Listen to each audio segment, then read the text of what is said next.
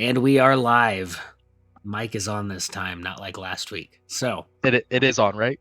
Someone watching confirm. I turned it up, so Yeah. yeah, that's what I didn't do last time. Okay, cool. Make All sure you're right. not getting double then, Chuck. So welcome to episode 3 of our playtest for the new 1D&D. And I'll mention we're just testing the rules, not the current dumpster fire that is going on with 1D&D at the moment. So you were going to get banned in 5 minutes after that, but we're gonna rock it. So with our new rules, these are the ones. This is the cleric and species playtest that came out. They are rolling this out very slowly, and honestly, we're just through the holiday break, so we're getting rolling back into it ourselves.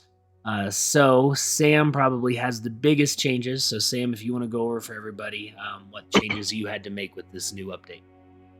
Honestly, quite a bit. The cleric from levels 1 through 20 was completely revamped and revised, so definitely had to look into that. I like the changes. Honestly, I wish we were playing at a higher level, but we'll get there with time, so I'm not too worried about that.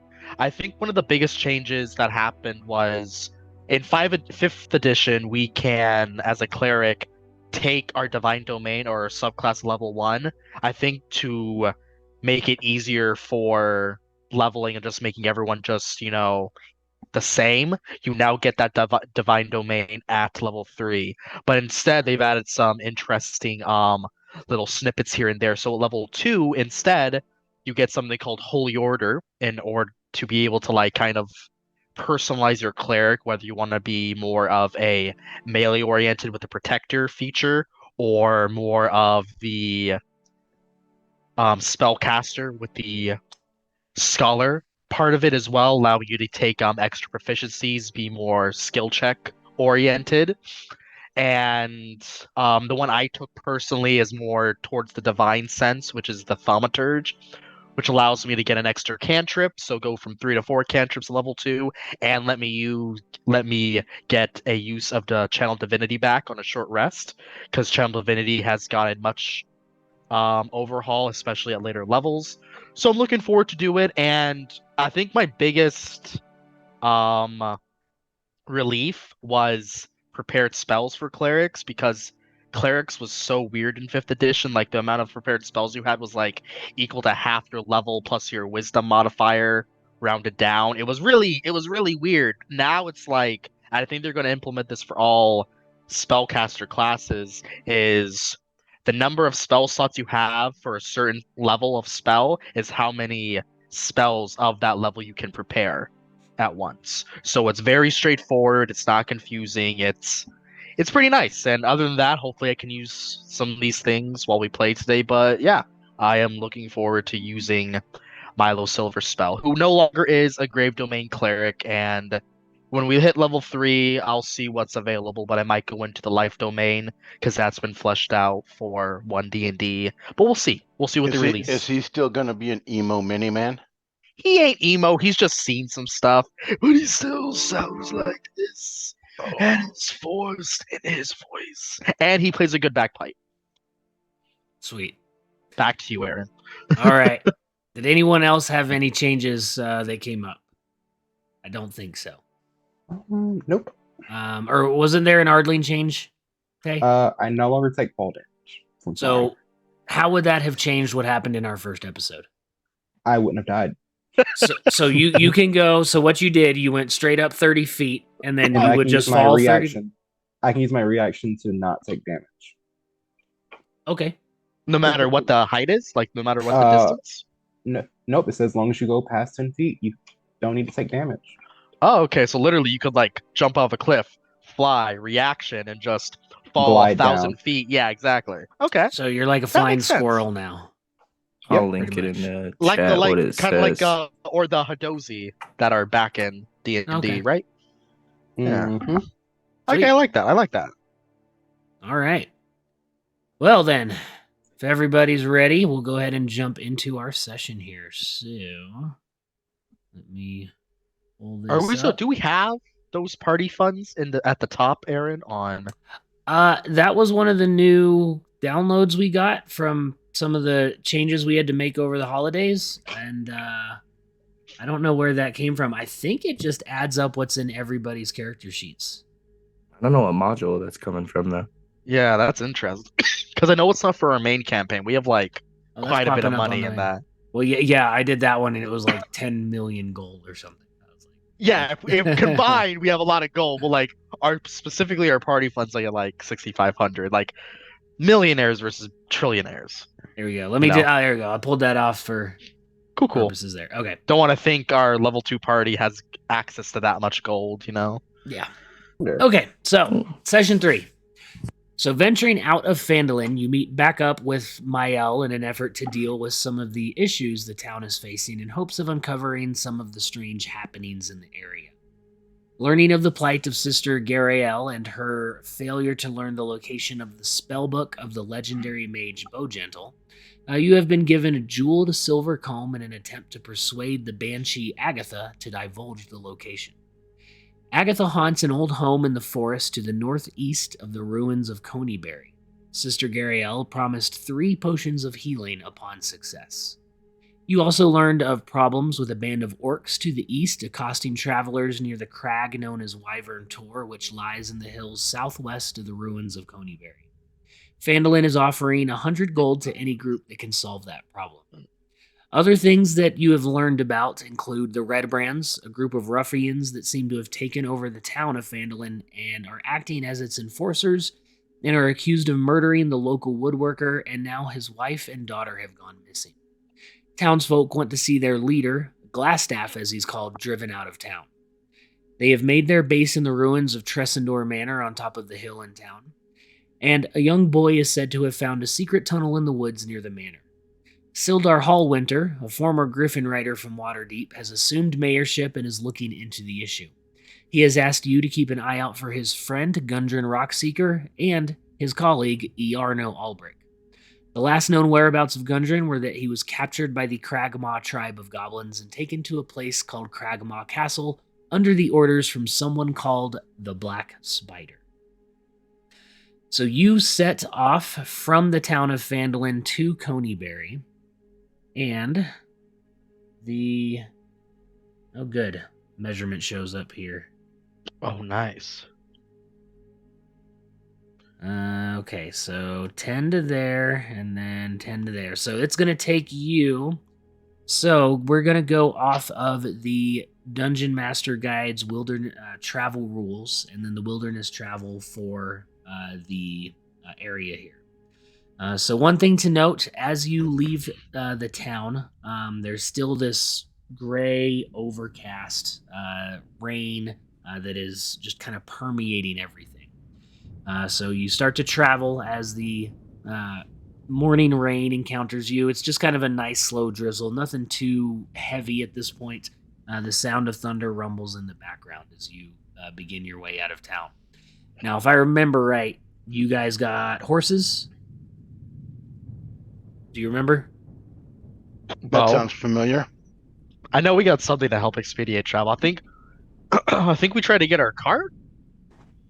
No, Or because one the of you let cart us know. belonged to the Lion Shield Coster, and so it wasn't your cart. Okay. I think we got horses. Okay. Bonus. All right. So horses are going to help you get through some of this cold weather and stuff as you travel along this path. So this area has a little bit of stuff going on. And so first things first is we are going to roll on the Wilderness Encounter table for this adventure. So let's go with Radgar. You get first honors. Roll a D12 for me. I got a 6. All right. Oh, wait. Okay. Hold on. Help if I read the table right. Now roll a D20. Should have been the other way around. Got a 5. Okay. On a 5. Let me read my rules here real quick. Tell me Okay. something good. So you guys begin traveling. The road here is thin. You kind of go through the first sets of forest, kind of backtracking from where the goblin ambush had taken place. And you come to a fork in the road when you meet back to the Tribor Trail. It's about 10 miles back to the trail, so it's right about just under half a day's ride. And going left takes you back towards the high road, back towards Neverwinter and the way you came, and then a right takes you up along Tribord Trail. You get to that area, no issue. You kind of come out of the light forest and start going along the Tribord Trail, which is just little more than 2 wagon tracks that are heading off to the northeast towards Coneyberry. Nothing seems to really come along as you go through your day, and during that time, you just get this low, steady rain that just almost just seems to be ever constant, never increasing, not decreasing, and just kind of soaks through. You've been dealing with this rain for several days now, and your horses are wet, your packs, you've got the cloaks and stuff that are keeping all your stuff dry, but it's definitely could be a little nicer as you travel. But you don't encounter anybody, and nothing seems to really happen as your day goes along. So on the first day, let's see, let's pull up our ruler here. So according to our travel map, a normal pace here is going to be about 24 miles.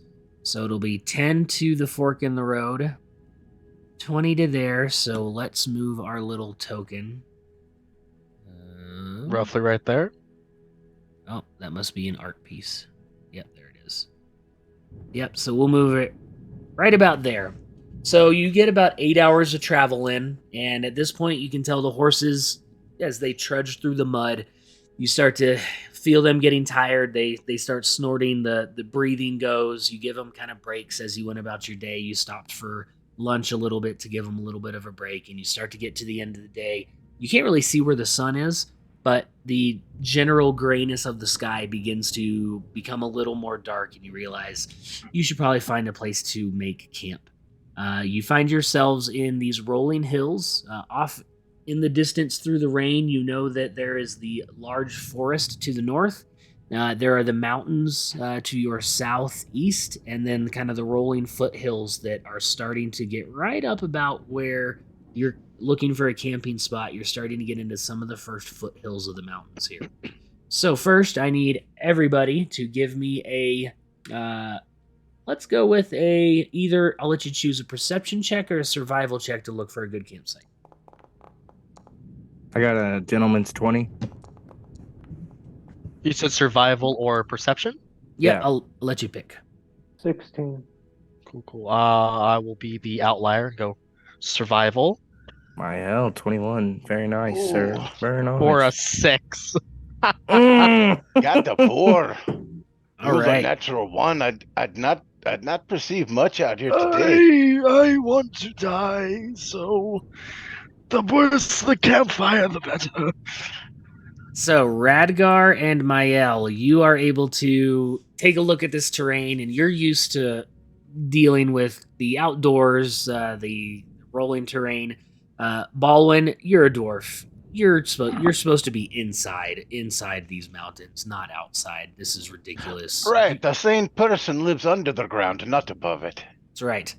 But nevertheless, Radgar and Mael, you kind of know that if you want to look for the best chance of shelter, you're going to go towards the foothills side of the trail. So you start to make your way over, following the contours of the land, and you find what seems to about be the best place to offer a little shelter from the wind that's coming off the mountains. And you find this little ravine. It's nice and flat, looks a good place where there's not going to be runoff from the rain, that you can pitch your tents, hitch your horses, and kind of be wedged in these about 10 to 15 foot rises that'll give you a little bit of protection, not only from the elements, but also from any prying eyes of creatures nearby. So you make camp in this spot, have a little campfire, set up some tents. This part of the adventure is you guys getting your meals taken care of, getting your horses taken care of, starting to pitch your tents. So before we go into and setting night watches, is there anything anyone would like to RP at this time? Can I use prestidigitation to start wringing water out of clothes and saddlebags and all that stuff? Prestidigitation work to do more than just clean? That's what I'm asking. Pretty sure it does a few things. You can create Well, fire from it. drying you is can- part That of can- cleaning, isn't it? Because that can warm up things too. So you want to Okay. wear like hot, wet clothing? Better than cold, wet clothing. I don't pretty know. sure you Hot, can wet dry it, clothing's too. pretty disgusting. You can dry it too, because you can soil things, which wouldn't wet it. So True. I would assume you can do the opposite. Yeah, there was one session where we were making everyone look like they peed themselves. It was fun. Yeah, I'd say that's within prestidigitation. So you set up a tent and you're able to have a dry area where you can start doing this kind of stuff. So the rest of you just see Fenric go into a tent, and all of a sudden you just see spurts of water flying out of the tent and onto the ground and joining with the other rain and mixes that are there. Nice. Milo, before they left Phandalin, went to the graveyard one last time, and he got a sack to fill with graveyard dirt that he has taken with him on his travels. Okay. So he's kind of like huddling that close, and he's just kind of making camp. All right. I would just like to pray to Ymir before bed that he gives us guidance and protects us as we go into any battles or anything that may come about. Give me a religion roll. Okay. Wow, did you see the way that skirted across the... Skirt. While he's praying, I'm going to cast Thaumaturgy 3. and make it seem like there's harmless tremors around him. Just to Okay. make it seem like something's happening that it's not. All right. Wow. And with his 3, you're like, man, that was a really good prayer. I really felt that in my chest. Good things are going to happen. At the same time, I'm going to use magical tinkering and make one of the rocks in front of him as he's praying start glowing with light. So the ground's shaking and rocks are glowing in front of you after you prayed. All right, You Radgar, what happens when you see that and feel that? Oh. Ymir is blessing us. He's looking down upon us. It is a good night. We should be safe then from travelers. Balwin and Mael, give me sleight of hands or stealth checks to do this as Radgar's having a religious experience at the moment.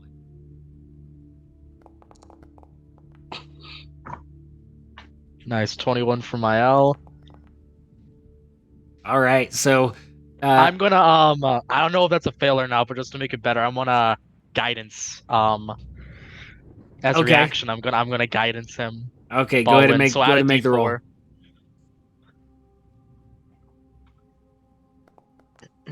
Ooh, a 10. Yeah, 10. Okay. There we go. Radgar, what's your passive perception? I think it's 11. But he would have his back to me, right? That's what the dice are for.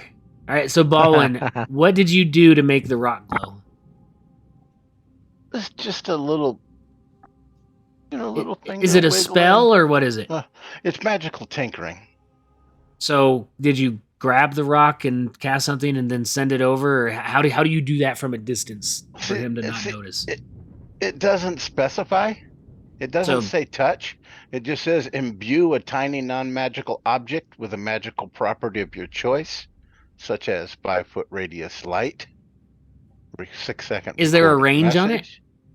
No.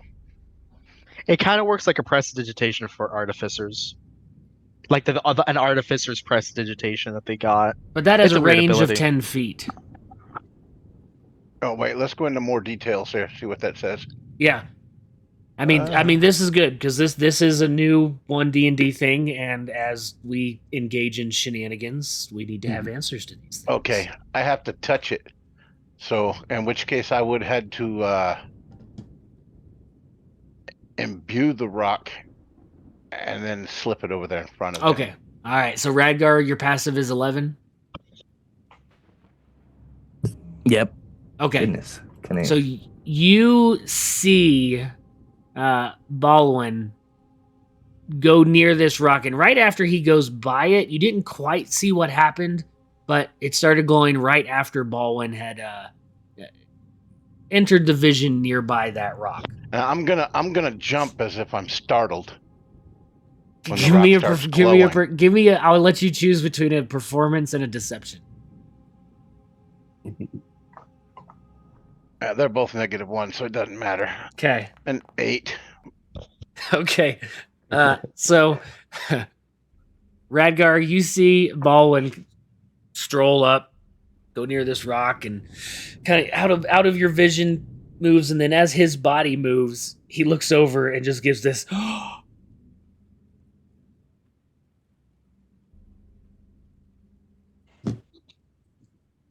What do you do? You think it's funny to mess with a man that's praying to his god? It's working, friend. Did you not was see it? before you gave that terrible performance and overacted it. Well, pardon me for not being totally surprised when such a pious man is answered by his god. Just know that need I protect you in battle, it might not be that good. I might perform the same way that you just did that, and ooh and ah, as I let whatever it is just take you. Don't worry, lad. Lots of people are in ooh and awe when they see me in battle. I'm sure. All right. Anything else before you guys start your night watch? No, Okay. I'm pissed off now. Bedtime. like right after they like get through their little debacle, I'm like, whether it's good or bad, we all end up in the ground precisely when we need to. Good night. And I go to sleep, but I look like I'm dead. All right. How are you?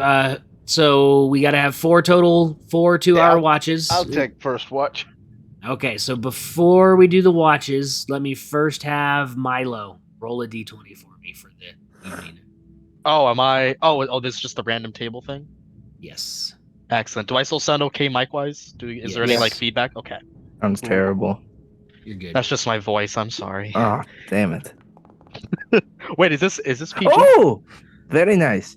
Hey, natural 20. Is this family friendly? I forget. I think not. We're still natural 20. Okay. I was gonna say up until this point we were. Hey, he just swore first. All right. So just keep it PG-13. Get one F word. There's one F bomb. Okay, NC-17. All right, it's been used. I used it. I used the one F bomb for the game. Okay, with the 20, go ahead and roll a d4 for me. Actually, yeah, I need the d4. Yeah. I get visited by my god, who's angry with me. 2. Okay, and then roll a d12. You are like really demanding. I'm just following the tables here. Yeah, All right. yeah, it's a 7. Okay. All right. Sorry, I need one more roll. D4 plus 2. Seriously? I like this table. It's very in depth. That is a 2 plus 2 for a 4. Okay. All right. I got what I needed. So now we've determined that the monster's name is George. George. That's right. We definitely summoned like 4 something. Because that was one specific ass set of tables right there. It was. It really was. All right. So who's taking first watch? Baldwin? Baldwin's taking the first watch. Okay. All right, Baldwin. So you go ahead and roll me a perception check for your watch here.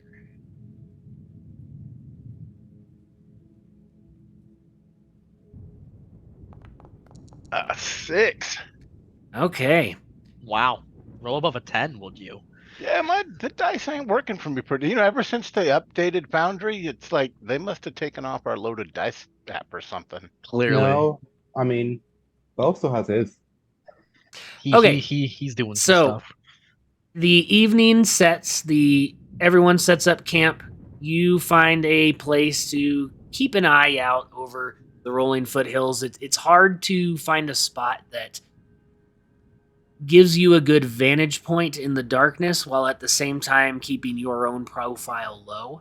But you manage to find what you think is probably the best spot in order to make that happen. And as your 2 hours go by, the storm continues to roll around you. It seems you're on the periphery of this storm as the flashes of lightning seem to be coming towards the mountains. There's nothing real close to where you're at. But your 2 hours go by without any issue. Who do you wake up for second watch? I'll take second watch. Yeah. Well, you were asleep. I guess he had to wake somebody. Oh yeah, my bad. See, I was thinking about that, and the man was angry at me he felt like I was poking fun at his God and his prayer. And so, all things considered at this moment, I think I would wake up Mael. Take the second watch. Mael Fair watch, or Radgar? Mael. Because your words made me think you were talking about Radgar. Well, yeah, I would think Radgar would be mad at me. So I'm you sure don't want to wake him up. Okay, gotcha. Okay, so you then find yourself waking up Mael, and then everyone else continues sleeping. So, Mael, give me a perception check for your watch. Perception. Oh no. Alrighty. So Mael, you find yourself, and for this one, I'm gonna pull you guys to a map here, and I'm gonna have you set up where you're kind of sleeping in this situation. So, Sorry, guys. The nat 20 was not a good thing. Sam rolled as a dragon. all If we right. get a dragon at So, level 2, I'm leaving. 4 of them specifically. so here's kind of your map you have of the area. You got a campfire burning low. If you are asleep, go ahead and drag yourself inside one of the tents. Two of you are gonna have to share a tent. Hot. I'd rather not sleep with the guy that has a bag of dirt. Okay. Rude. All right, so I've got a jar of dirt. So I Mael, got it. Yes. off here in this direction, so to the left of the map, which would be the west, that is the direction that the trail is. The mountains are off in this direction here to the east. So where would you position yourself for your watch? I love how we've taken the I perfect would ambush be spot. right about here so I can watch the trail. Okay. All right. So with your roll, we're going to do an opposed roll. Hint, hint, wink, wink, nudge, nudge, slap, slap. Clap, clap. All right. Ooh, perfect. That's a lot. It's almost like a I 2 rolled on a them. D4 plus 2. Okay. With a 9, you are sitting there watching that trail, or out of the campfire, and the campfire is giving this light. Do you have dark vision? Let me see. I don't believe so. Yes, I do. 60 feet. 60 feet. Okay. Yes. Okay. So as you are watching, the sound of the rain is kind of muffling the footsteps. The distant thunder is anything that's kind of happening around you is real muffled. The wet grass, creatures can move through that very stealthily without causing any rustling, things like that. You hear what sounds like the depression of the mud of the ground, this kind of sucking sound, and that kind of catches your attention off to the west in this direction. And as you're kind of trying to look through the light real quick, all of a sudden you just see this oof, as this large humanoid creature falls off the 10-foot cliff there and goes to look up, and you can see in the glinting light just the background, kind of like cat's eyes in a flashlight, of this glint, and these 2 tusks come up, and you just hear in this language just as he raises a battle axe to go in your direction. So you immediately, this will wake everybody because he rolled a 1 on his stealth. So lucky Nice. for you guys, you all hear this in the mud, and then this roar. Does anybody speak Orc? Yeah, I actually do. Okay. You hear basically an Orc. Damn it! Charge!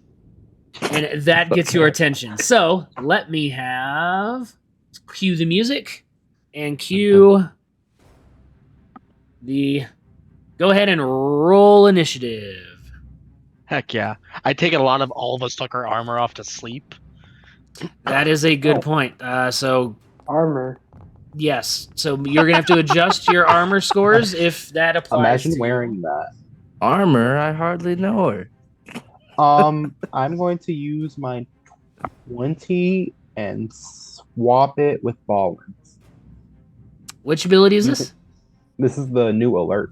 Ooh, nice. Milo rolls 10 for a total of 11 for initiative. Don't they have to be willing to it for that? Do you not want a 20? Do you not want to go my first? bad. I thought you were doing it the other way around. Well, Baldwin's You're second, taking it. so or Radgar's second, or whoever. Or no, actually, he's I'm pretty far fourth. back there. I can see That that. was last. I mixed you and Chuck up. Sorry. I mean, Chuck, if you want it, you can take it. That's fine. All right, I'll keep my 20 then. No, Okay. I'll take it. All right, well, I yeah, don't me have and a Chuck are problem swapping going around. first.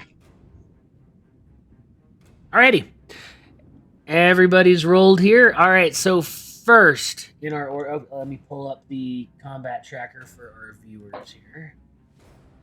There we go. Natural armor, if you don't have the unarmed armored, that hasn't changed. It's 10 plus your dex mod, right? Yes, unless you're a special class. Yeah, unless you have unarmored defense and something like that. Gotcha, cool.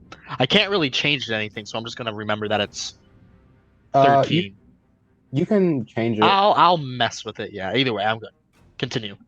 Okay, so coming to the north. So the rest of you are in a tent, so you guys don't see this. Only Mael at this point sees what's happening. The rest of you have heard it. So 5. Why my arrow key's not working? Come on now. Okay. Or is it because it's a hill? 15, 20, 25, 30. And then for the viewers, we're just using regular 5-foot square rules for diagonal movement. So this will apply to you guys as well. So all squares are 5 feet. We're not using any special diagonal moves. Okay, so the orc with this unnatural speed just comes sprinting right to the other side of the campfire, Mael, and then is going to move there and is going to swing on you. So you will have your armor on. I would assume you put your armor on for your watch. I don't wear armor, so it's You don't fine. wear armor, then no worries. The orc is going to come at you here with a great axe and is going to swing at you. That is going to be a natural 19 for a 24 to hit. Oh, Yep, that hits. Okay, that's going to be 11 slashing damage Ow. from the great Jeez. axe. Take it easy. And no. that will be his turn as Mael. It is now your turn. Or wait, hold on. We switched, didn't we? With Baldwin, yes. With Baldwin. Okay, so Baldwin gets the 20 and you take Baldwin's 14? Yep. Okay. Just that here. There we go. Okay. All right, Baldwin, your turn. You hear coming from outside the tent this fast running in the mud, this swing, and Mael, what's it sound like when you get hit with 11 slashing damage from a great axe? You hear almost like an eagle screeching. Okay. Okay. Wait, like real eagles or like the falcons that they use? I'm gonna slide my musket out the tent. Oh my god, really? Really, roll above a 10, my dude. So here's a question for you. Your DM's going to help you out. Would Am I you adding your still dex be to in that? hiding and you're just sticking the muzzle out so you can barely see? Well, I don't know. Is there a flap on the tent? Is the end Sure. open? Sure, it's like a canvas army tent. It's would like raining assume so. outside. You I guys mean, need I your privacy. imagine that I could see him before I pull the trigger. Well, so my question is, are you putting the barrel out through the 2 flaps and shooting, or are you throwing the flaps open, pulling the gun up, and going aggressive? Oh, pitching the flap aside.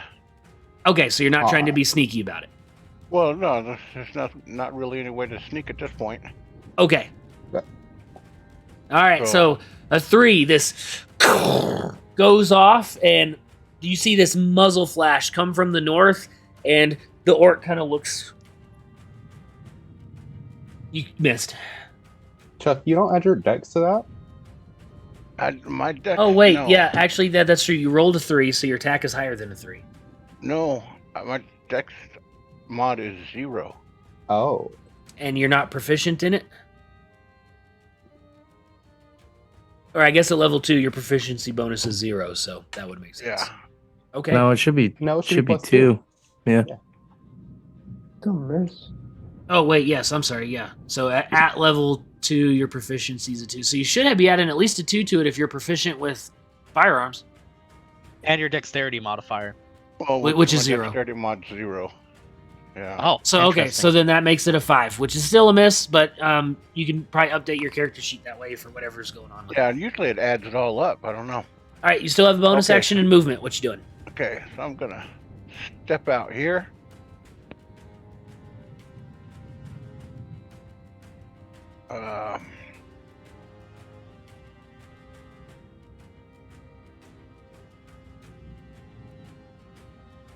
Move a little further out of the way. Okay, go back 1 for me. Was that your path, or did you mean to go up there? Well, I was over here. Yes. I'm moving over here. Okay. And that's my turn. Okay. All right. So next up, Baldwin, you get the first glimpse of this as you kind of look up along the ridge there to the east, and you see an orc kind of stepping out of the mists of the rain that is down. And as you run in that direction, you catch his eye. And he is going to sprint along this edge here and come up next to you and swing his battle axe at you. Or his great axe. Fantastic. Come on in. Ooh, that's going to be a dirty 20 for 10 slashing damage. Yep. And then it will be Mael's turn to react. All right. After getting slashed, I'm going to kind of try to parry the axe as best I can and punch him 1 time straight in the ribcage. Okay. 14 for 4. That's bad. 14 right. is a hit. And then I'm going to use a key point to flurry of bows. So, and I'm going to hit him 1 more time. Same spot. Okay. 17 for 4. All right. And then I'm going to hit him a 3rd time, but this time this will be a shove. Okay. I think that will miss. Yep, an 8 is a miss. So you swing over, hit one right in this hide armor, take a second one, get him right across the jaw, and then you go to do this really cool push, and your hands just kind of stop on his chest as he looks down at you. That will be my turn. Alrighty, that brings us to Milo. Okay. Milo waking up from all of this. Sorry, just making sure I got some stuff ready. That's why I'm doing some self rolls. So seeing all that is happening, Milo will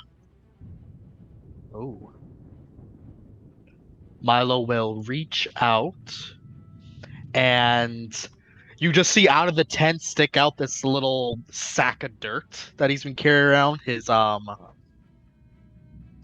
little sack of graveyard dirt, and as his holy symbol, he points it towards Baldwin, and I will channel divinity using a new feature called Divine Spark.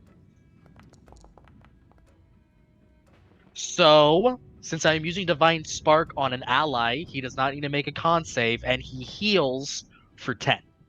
Wow. Nice.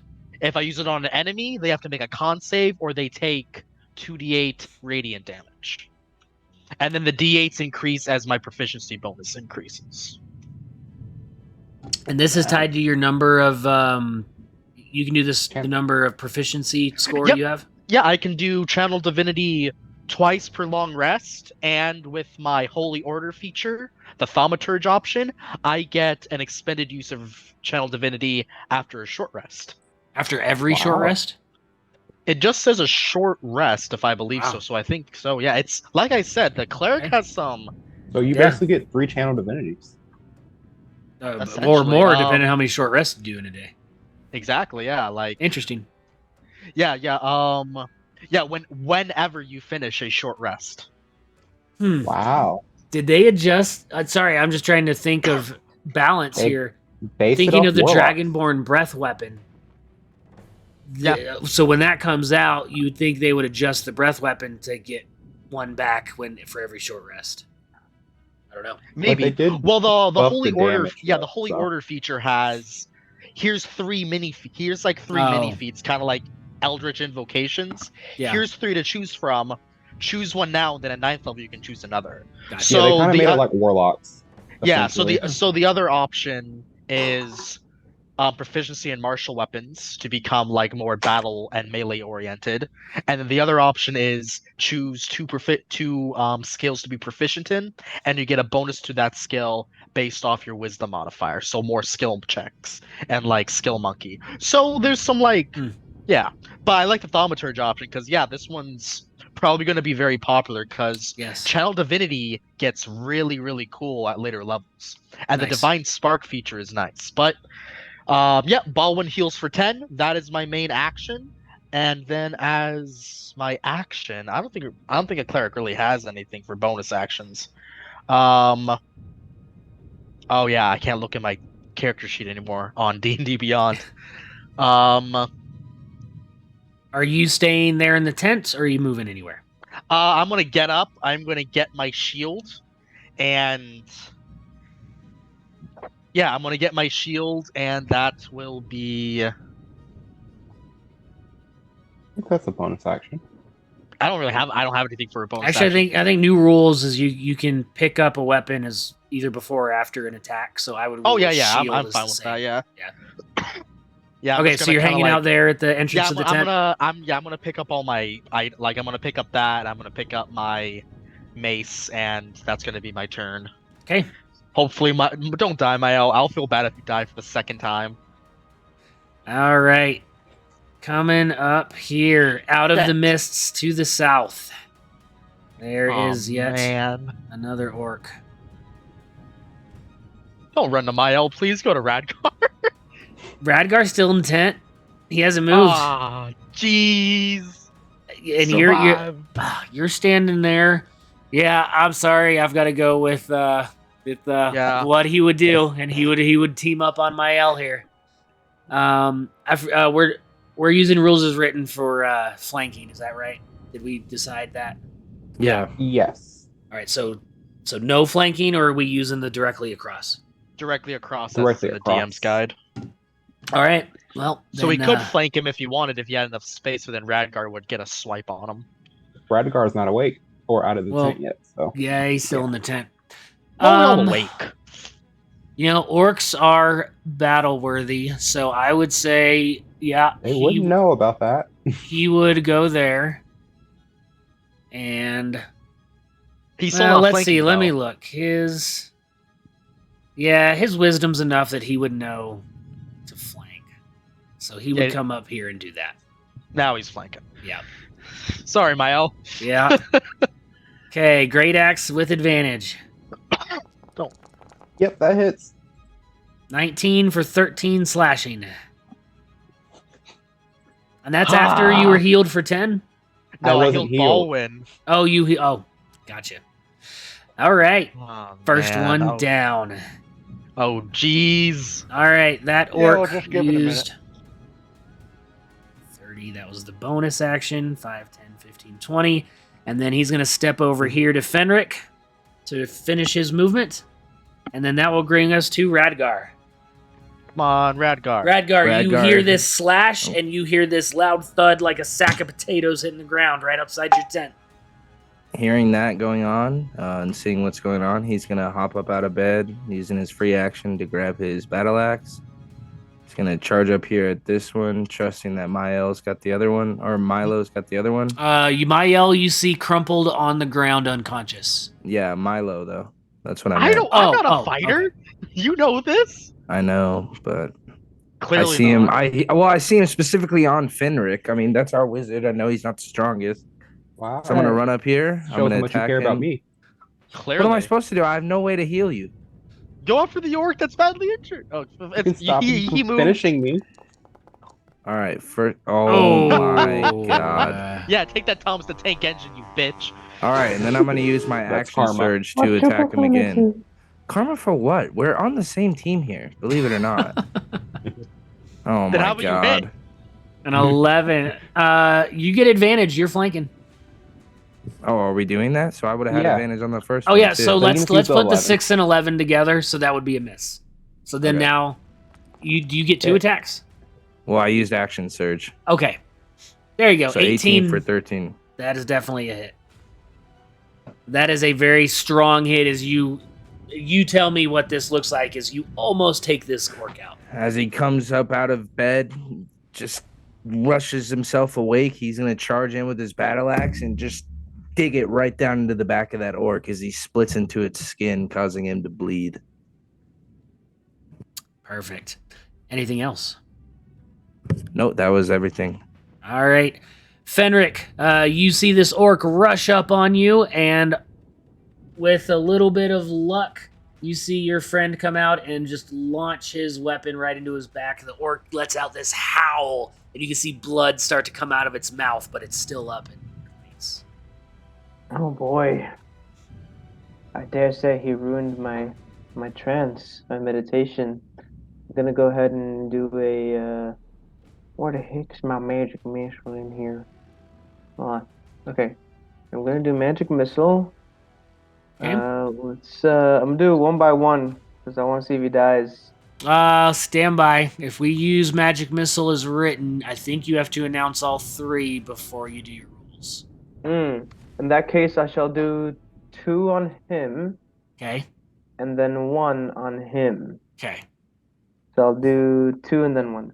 And according to Jeremy Crawford, the damage that you roll for the one is the same damage for all of it. You don't roll like 3 different damage die.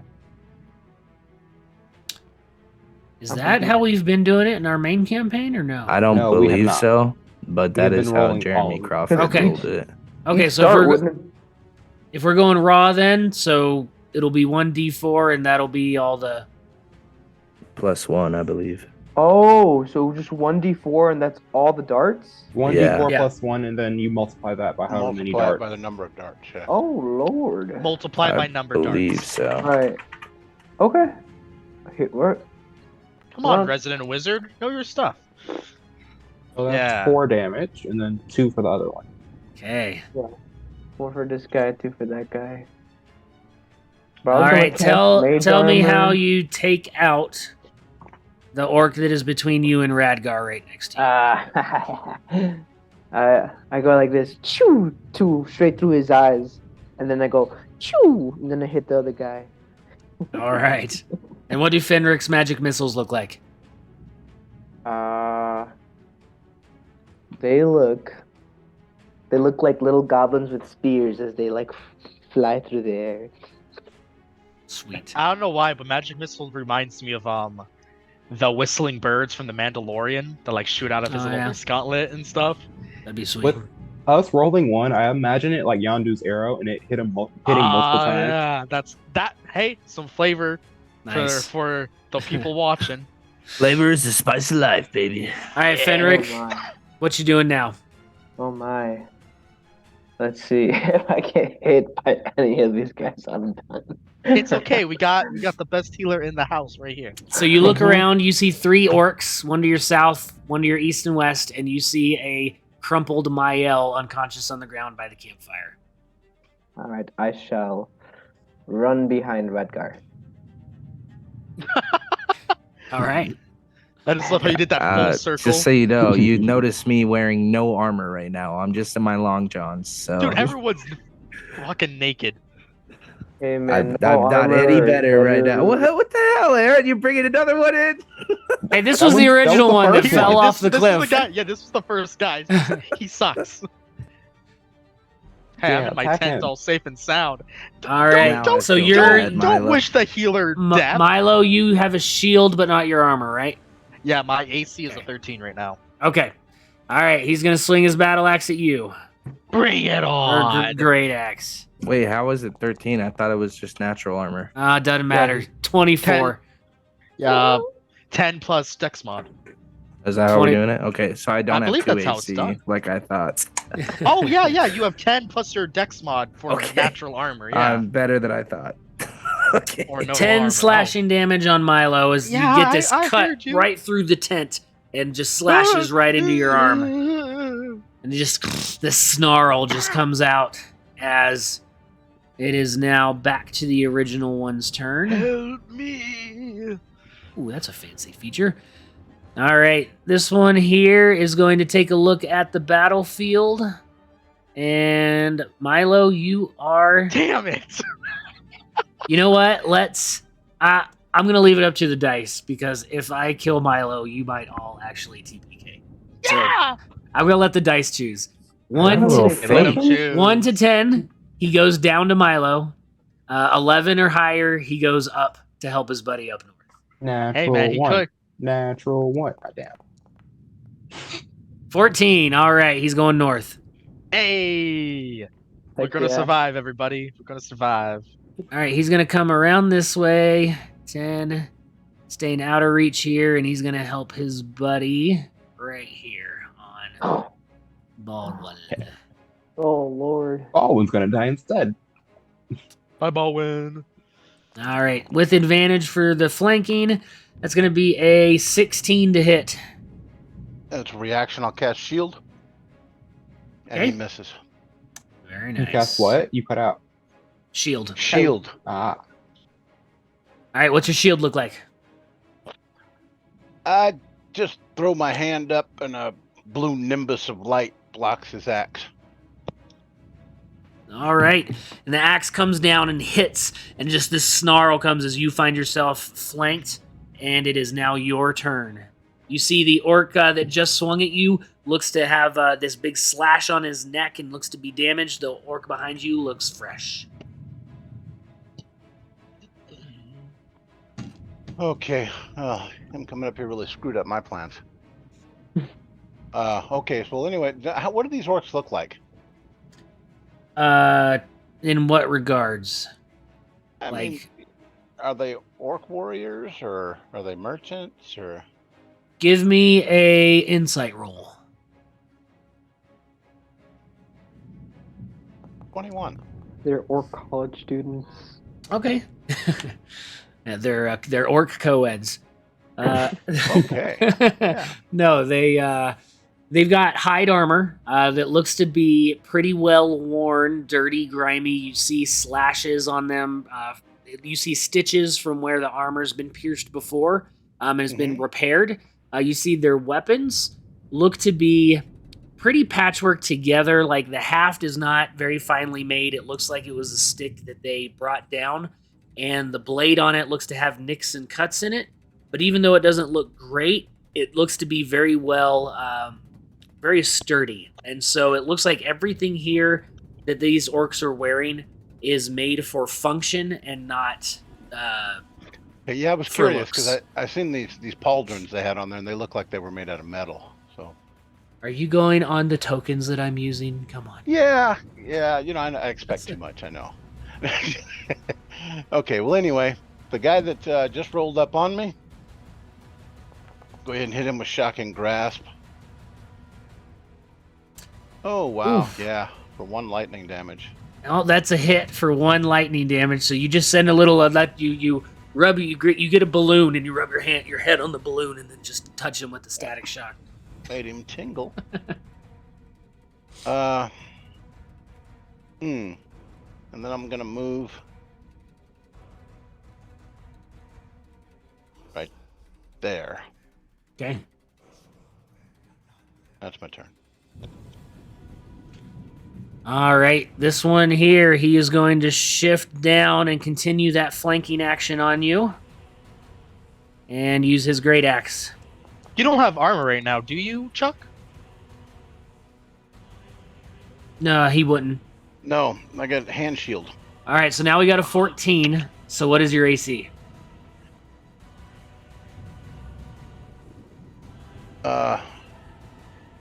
Your AC is normally a 16. 12. Plus His your his shield AC again. with his shield and just natural would be a 12. Plus he cast shield, which So lasts Yeah, the your whole your turn. your shield spell's still up. So he Oh, has yeah, a so it's 17 17. AC. Okay. Yeah.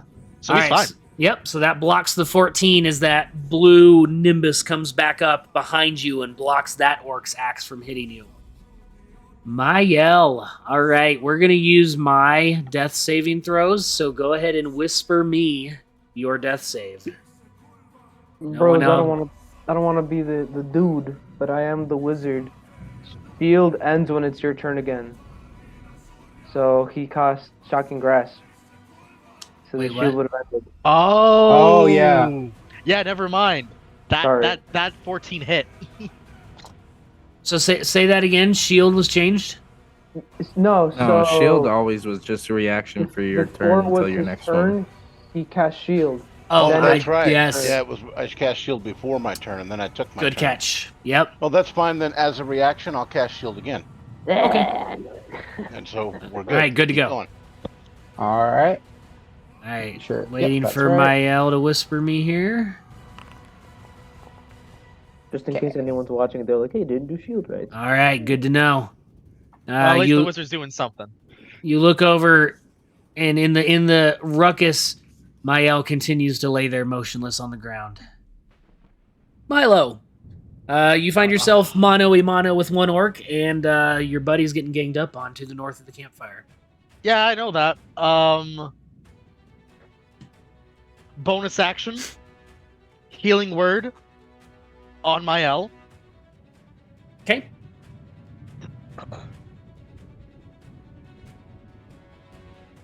Let me roll that. There's no way he could have died.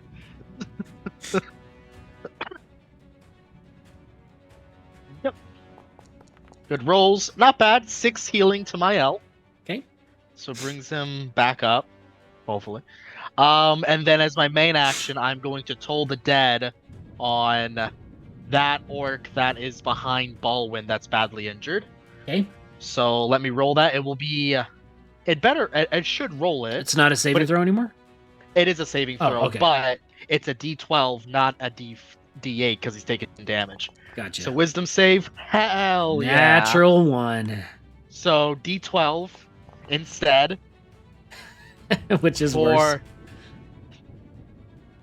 But that is enough to kill him. Tell me what happens. Show me what happens. Oh, nice. Just like before, this orc who's getting ready to strike down, effortless, like probably meaningless, on this shield that's magically imbued around Balwin, he just drops his mace as he starts screaming and covering his ears, hearing the toll of an unheard bell from anybody else, and his ears begin to bleed, and his eyes, and his nose, and his mouth, and he cripples to the ground, anguished face as he just freezes in terror.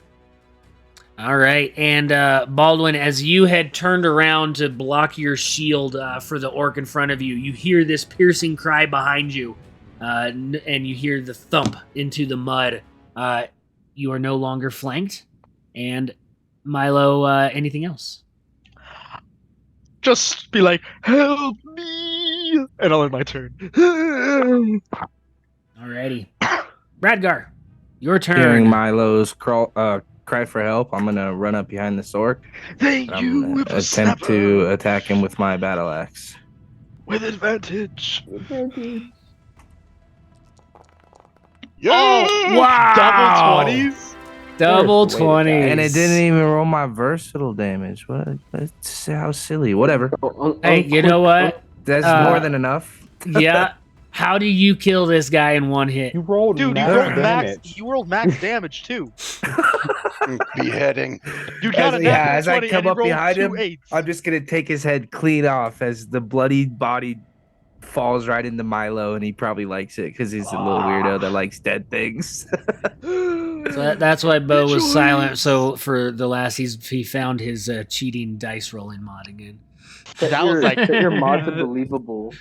the max. Well, All right. I'm less worried now about this fight.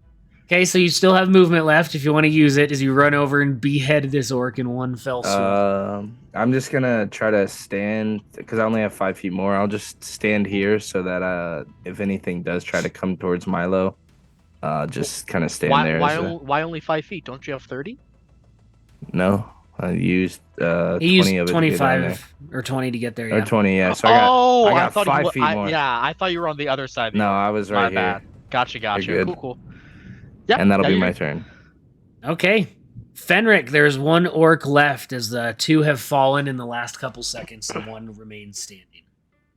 Alright, I'm gonna do magic missile, and we're gonna do the 1d4 plus 1 for all of them. Okay.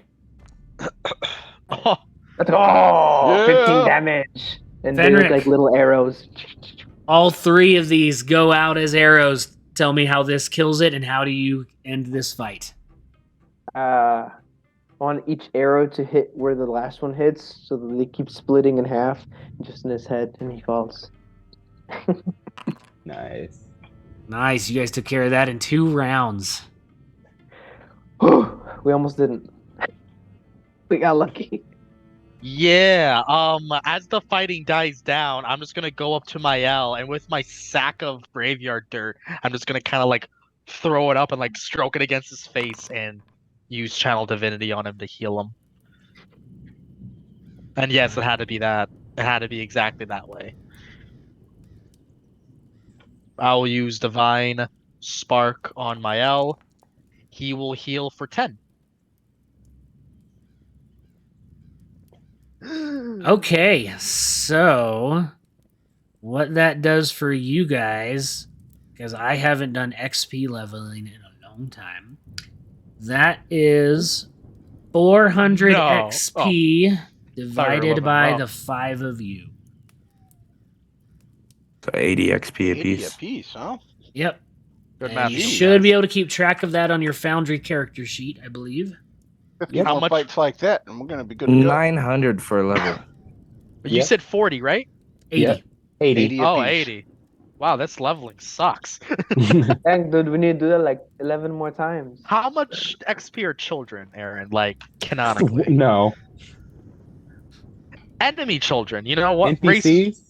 Or Yeah, we're not about to raid a camp full of children. orc children. Woodland creatures? Well, you know, if we found an orphanage, Okay, nobody Anakin. would miss them.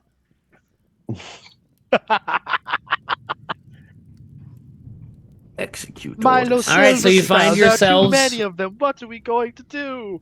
All awake. You're about 3 hours into the night here, and you have 4 orc bodies in front of you. I'm remaining prone on the spot. I'm not getting up. Well, we should probably loot the bodies, just, you know, for good measure. Yeah, I'm They a probably little- aren't carrying anything too good. they have. I will check a body with my little fingers. Oh. May I check mine as well? Let me take a Once look I get here. finished looting the bodies, do you guys mind if I just throw them on the fire, or should we just throw them in a pile? No, they stink Gonna enough as it smell. is. Pile them up Okay. over that way. All right, I'm gonna roll a strength check for that. Yes, burning hair does not smell so great. Well, Neither do you. I well, smell like we all will smell come the Ah. time of death. Yeah, as based on the Red guy, you adventure weak guide, bitch. the orcs are not carrying any money. You only Oh. find crude axes. Each of them carries 1 javelin, and they have this rough, just regular looking hide armor that they're wearing for armor. And you see a pouch that contains some questionable looking jerky. I'm Is gonna it half- attempt to is it try to help halfling? my Give al the up. jerky to Milo, and I'll take the javelins.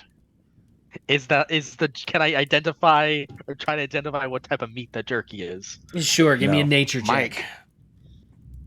Mike. Oh yeah. I go back to sleep. For my nature check, I got a 5. You're not sure. Could be alligator, could be human. Yeah, it's hard to tell. I go into my tent to go to sleep and I eat it. I eat some. Make a constitution save. No, I'm kidding. I hope it's halfling. Arr. What? Don't worry about it. Great Safe. Scott. Halfling safe. Would you like some Okay. help up, Mael? I'm not getting up. Good night. Let's try not to attract attention anymore. Please don't die. Or do. Okay. All right. Slams to the ground. So, to expedite here, the rest of the night goes without issue. Whatever your watch was, you have to go a little bit longer to get your long rest in, but everybody can long rest. Regain all of your spells that you spent. And then we will move on to day 2. Heck yeah. Never realized how bad XP leveling was. Yeah, this sucks. Like I said, orc children on the road. No, Bring it. I'm not killing random orc children. Oh, so Mael has a fucking conscience, but the robot is just a hollow shell. And now Gotcha. we're rated R. That's 2. Makes sense. I've said it already like 4 times. We are rated R. All right. So, day 2. You head back out on the trail, and you find yourselves still under this weather. This is just permeating the area as the trail is soaked. You get your campsite all pitched up. What you throw the bodies in the campfire? Is that what you did? No, they said it was too stinky. We just piled them up. All right. Like a smart person. Okay. So you get ready for day number 2 of travel. Let's have Fenric, your turn. Roll a d20 for me. Honey? All right, 11. an 11. So you get back on your horses and you continue up the Tribor Trail. As you head up the trail, you stop for lunch and Baldwin, you find a funny shaped rock under a tree, shaped like a flump.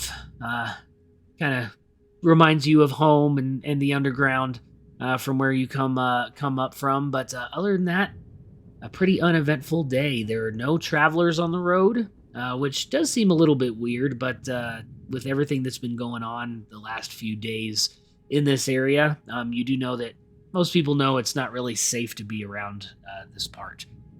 But you make it almost to Coneyberry as the sun then begins to set again, and you find yourselves there to up against the foothills, a little bit closer to the forest on the left-hand side.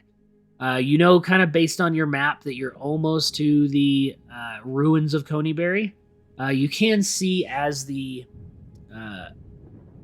clouds and the rain kind of wanes, gets a little less intense, your visibility increases. To the southeast, you can see this big crag up in the mountains, and you know that is the crag called Wyvern Tor, which is the area where you know the orcs that you were wanting to deal with or are asked to deal with come from that area. The forest, as it appears on the edge of your vision to the north, you know that is where the Banshee's hut is said to be as well, directions from Coneyberry. But as dusk begins to fall, come to the end of evening, would you like to do anything before you search for a camp? I'm going to try once more to pray to Ymir. Before you set up camp? God dang. Doesn't matter, really. Doesn't matter. Yeah, you can just set up camp. Stop slowing us down with your prayer. Well, I assumed once we... Oh, my goodness. As he stops to pray, a purple flame will appear in front of him. as I cast thaumaturgy. Still Also, raining. you hear your name whispered loudly around you. Radgar, Radgar, Radgar, Radgar, Radgar, Radgar, stout boar. Radgar. And it blows away on the wind. I got away with it. All right, Radgar, do you react at all? No, I just in his mind he's just starting to think that his connection with Ymir is getting stronger. You keep rolling well, and dude's going to multi-class as a cleric. Watch. One day something crazy is actually going to happen. He just like literally your god comes down. I have never talked to you. Stop it. I'm divinely intervening to let you know to stop. That I never Stop have calling before. me, please. How did you even get this number? You used to call me on my. I blocked you back before Coneyberry, man. Why do you keep calling? All right, so go ahead and give me survival or perception checks to look for a campsite. I'll do survival. I should. A gentleman's 20.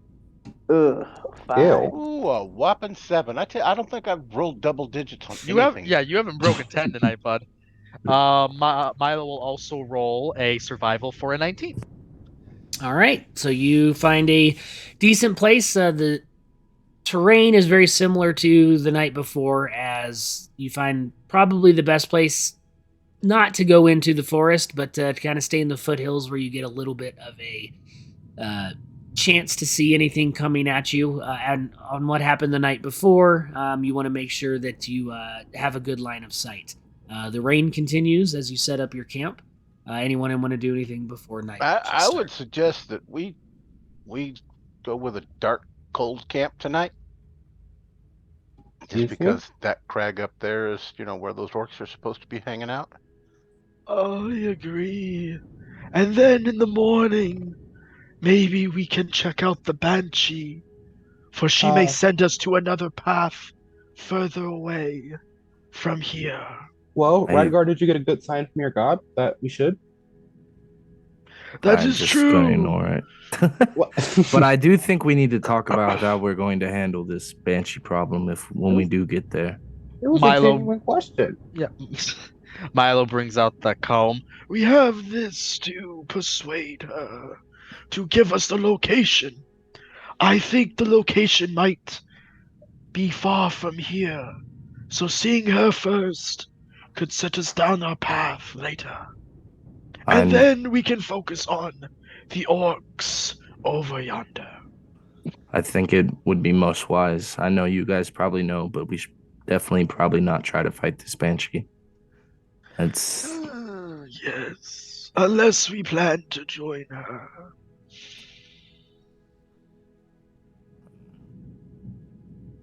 I will allow my sharp tongue to lead the talking.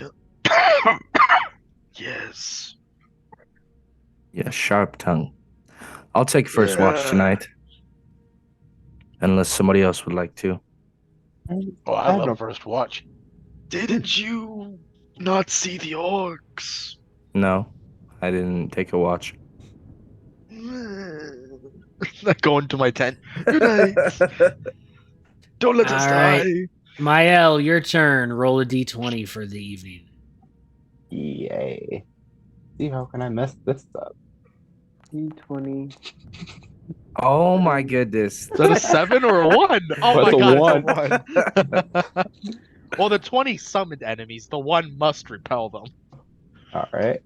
Alright, so how many d6s I'm rolling? On a 1, the night goes without issue. You all go through your watches, and I don't think anybody needs to hit the long rest button because nothing happened so far.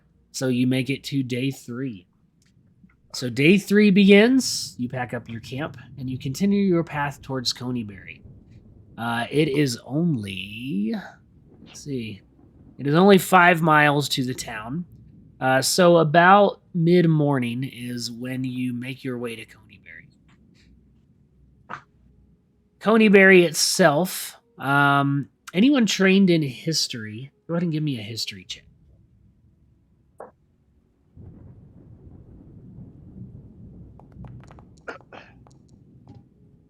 $15. Is that our only one? I'm gonna Yeah, assume so. I'm not. Am I I'm the not only one proficient. that picks up books around here? Yeah, nerd. Tell us what you know about Coneyberry. All right, so Fenric, you've heard the rumors of kind of this part of the Sword Coast, and Coneyberry, you knew, used to be a human town that was basically set up as a stop along the Tribord Trail, as kind of a merchant's area. It was an area where there was easy access to Neverwinter Forest. There was easy access to a couple of miners that would go into the hills for the Sword Mountains, and then just a stop for people traveling to the coast. But Coneyberry itself was a fairly large settlement. What you remember and heard is there were maybe 100 or so souls that kind of lived here full time, dealing with trade, sustaining the population that stayed here. About 10 years ago, barbarians came through and utterly destroyed the town. And so as you guys kind of crest a rise in the trail, through the rain, through the mist, you see the ruins of Coneyberry. The old straw roofs and thatches of the buildings kind of on the outskirts, you see what used to be a farmhouse. The roofs are completely gone, and what remains is either walls, crumbled walls, and small foundations. Ivy is starting to overgrow the stones. The trail that comes through here continues on just like the trail you've been on, and it's almost as if people are trying to forget this town and they don't venture off. But you come to the edge of the remains of Coneyberry, and Neverwinter Forest creeps right up to the north side of town. You can see where the town square, only about 100 yards or so into the town, there's like a little well and what used to be a signboard for the town. And you can see where the main wagon ruts continue on through and turn to the west to go further inland. And then there's a couple other routes that go off to what was the rest of the town. But that is the sight that greets you as you take in the first sights of Coneyberry.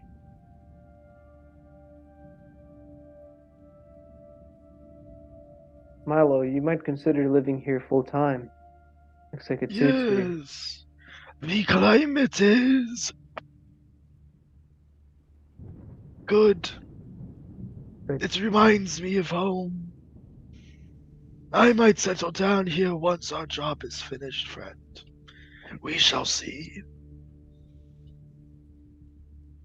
All right, so you guys want to head towards looking for the Banshee Agatha?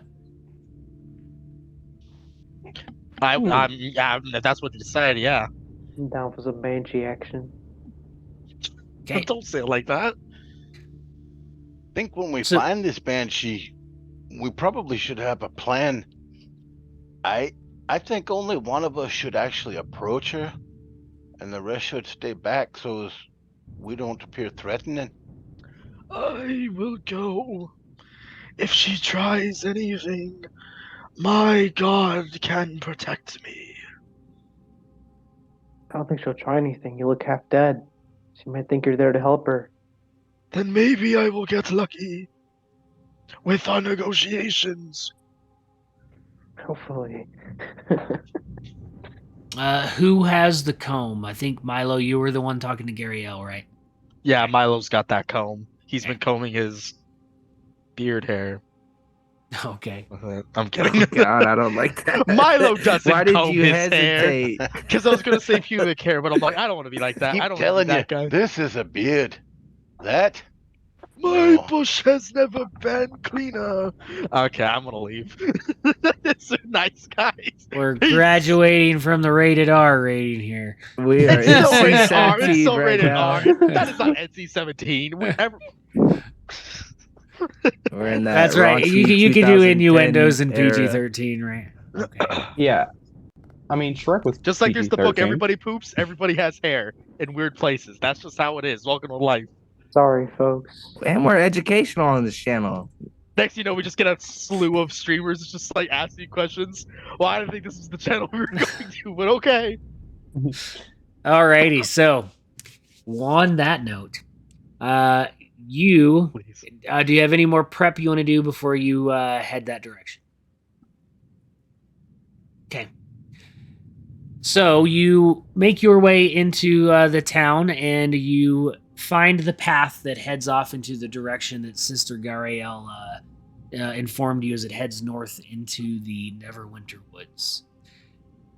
The forest, as you start to go deeper into it, the forest grows dark and still as the trail winds deeper into the trees. Heavy vines and thick layers of moss drape the branches. The air is noticeably colder than it was in the ruined village. Rounding a bend in the trail, you see a screen made from the warped branches of trees standing close together, woven into a dome-like shelter in the shadows. And from the distance, you see that there's a low doorway that leads inside. How would you like to approach? So you want us to stay back here, correct? I think it's the best idea. If the group deems it, I will go. Go. If I don't return, you know what has happened. Is there anything you want us to do if you don't return? I mean, maybe come look for me, but there is a banshee. Let's hope my God is feeling merciful today to not haunt my death as he does my life. Should we come a running if we hear her screaming, or if we hear you screaming?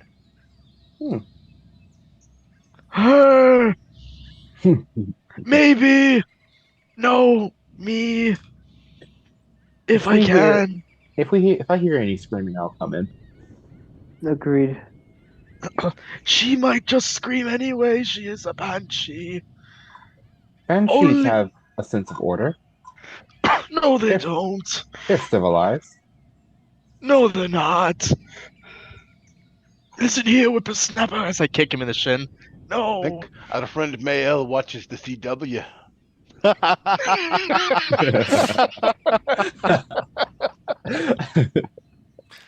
Indeed. Okay, I will go. All right, how are you approaching? Sneakily, confidently, running and screaming? No, definitely not running and screaming. I am definitely not sneaky. This is her domain. She knows I'm here. I am going to enter confidently and as least Not threatening politely? as possible. Yeah, politely, like not Okay. non-threateningly. Just I'll hold my bag of dirt that I have every morning now rubbed on my face a little bit each time, smear it into the creases and wrinkles. And I'll hold that, and I will hold the comb in the other, and I will walk into the cave of spookiness. All right. So as you enter this low doorway into this dome-like shelter woven out of sticks, inside you see that it's a home of sorts that's sheltered within this dome. It's sparsely furnished with chests, shelves, a table, a reclined couch, and as you take a look at it, you recognize all of it as old elven craft. You sit there and take this scene in for just a moment. And all of a sudden, right around you, the air grows cold. You get goosebumps on your arms and the back of your neck. You get that shiver, and this powerful feeling of dread grips you. But knowing what's coming, you don't run in fear because you know the reason you're here. All of a sudden, this pale light flickers in the air about 15 feet in front of you, deeper into the dome. And it begins to rapidly take the form of this female elf with her hair and robes waving in a spectral wind, even though the air in here is still. She might have been beautiful once, but a hateful expression twists her features. Foolish mortal, she snarls. What do you want here? Do you not know? It is death to seek me out. Yes, Banshee, I know of your ways, but I perhaps come with a gift. As I put forward and hold up the comb that is hers. Perhaps, in good faith, you may take this and trade for information I seek, and perhaps I can help you as well. The snarl on her face as you pull out the comb. A moment goes by and you see this look of recognition in her eyes. You see the scowl disappear and just comes to more of this just flat appearance. Where did you find that? I found it on a priestess who was meant to return it, but because the world is dire, she was not able to make her journey. So she had requested I visit you instead, in hopes you would help point me in the direction of an item, a spell book of sorts she requests. But I come peacefully, if not to just return what is yours. Please, what is your name? In life, I was called Agatha. If that is truly the gift that you returned to me, place it on the table. I do that. I place it on the table, and I bow away from it. And you see her smile with this cold amusement. Her hand, the spectral kind of goes through this comb as it almost looks like she's reliving a memory as her hand passes through and then comes back. She looks at you. Very well. I know that you seek many things. You may ask me one question, and I will give you one answer.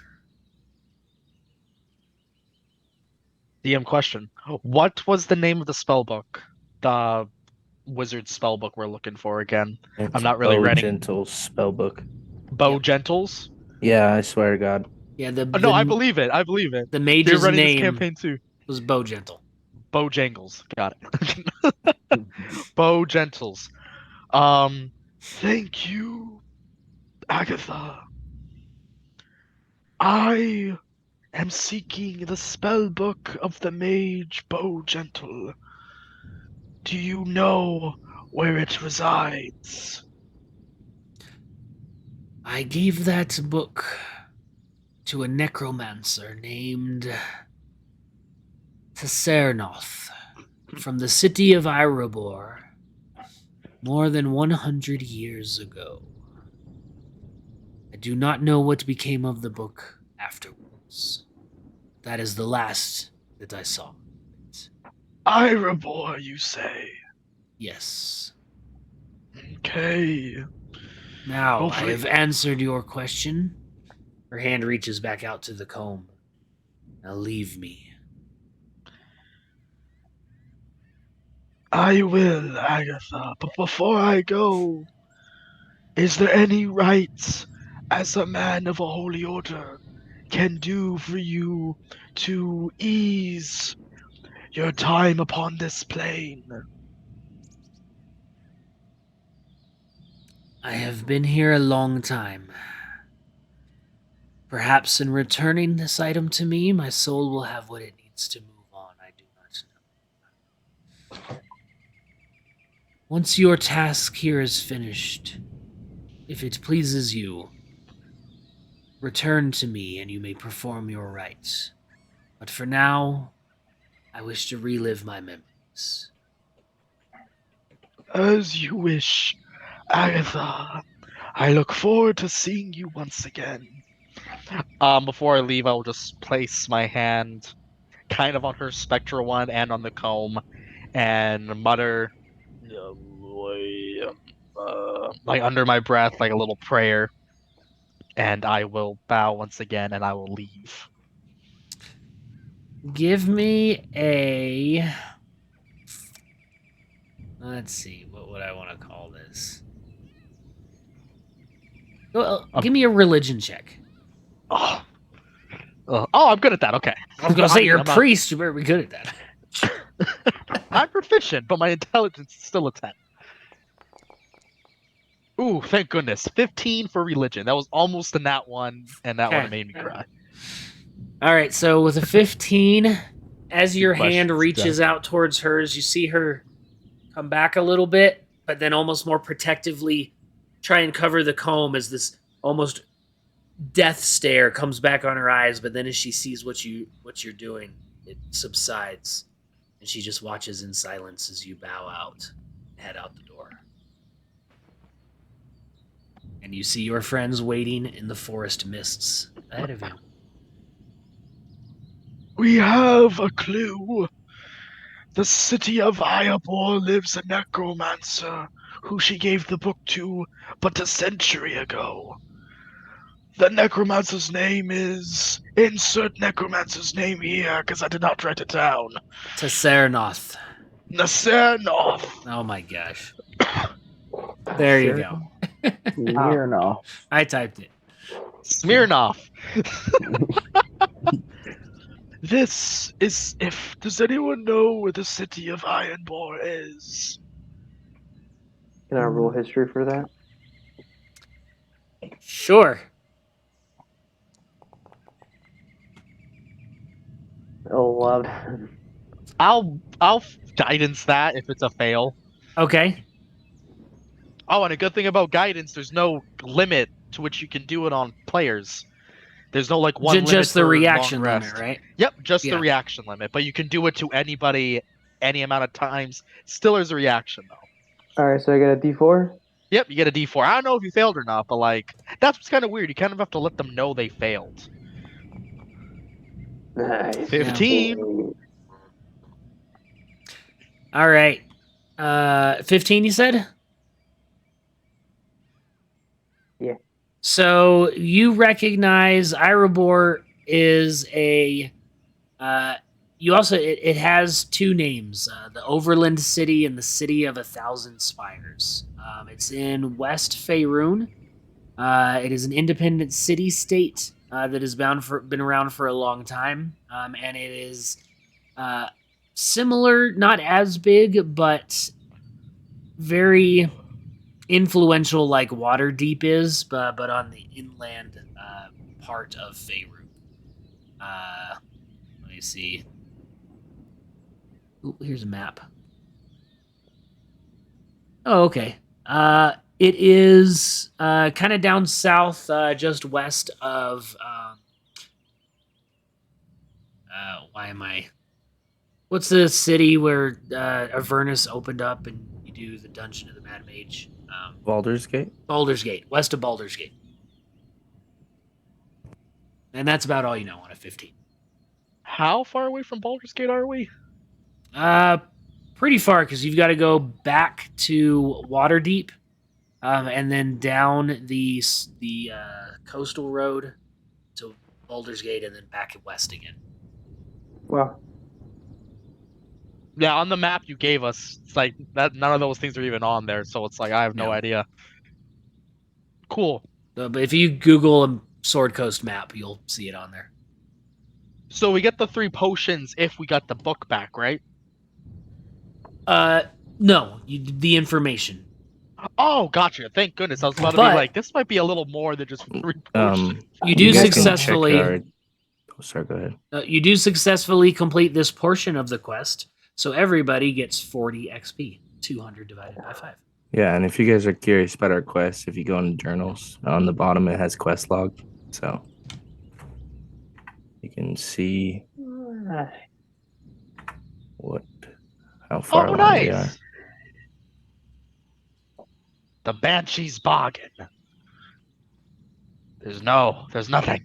Oh, there we Hey go. man, if your finger twitches on the 0, you get to level up.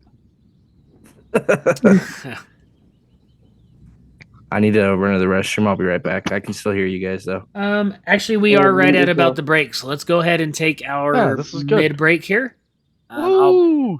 pull us back to the map, and then I will turn off the mics. So I don't know if anyone's watching that isn't Yeah. us. I forgot. Yeah, I forgot that I can prepare spells each day. Like I was thinking, like, oh man, I don't have the material components though. Oh yeah, they made spiritual weapon All right, we are back on. concentration. Yes.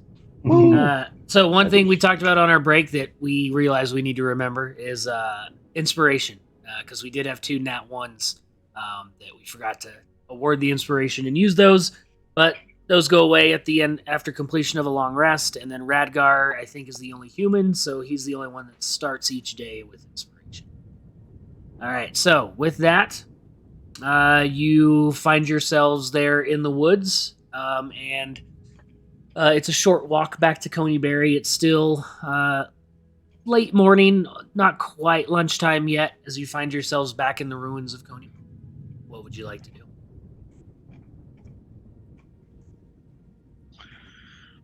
Shall we go deal with the orcs? Yes, let's make our way to Wyvern Tor. I believe. I'm thinking, lads, we need to be sneaky about that. We had a hard time with just 4 of them.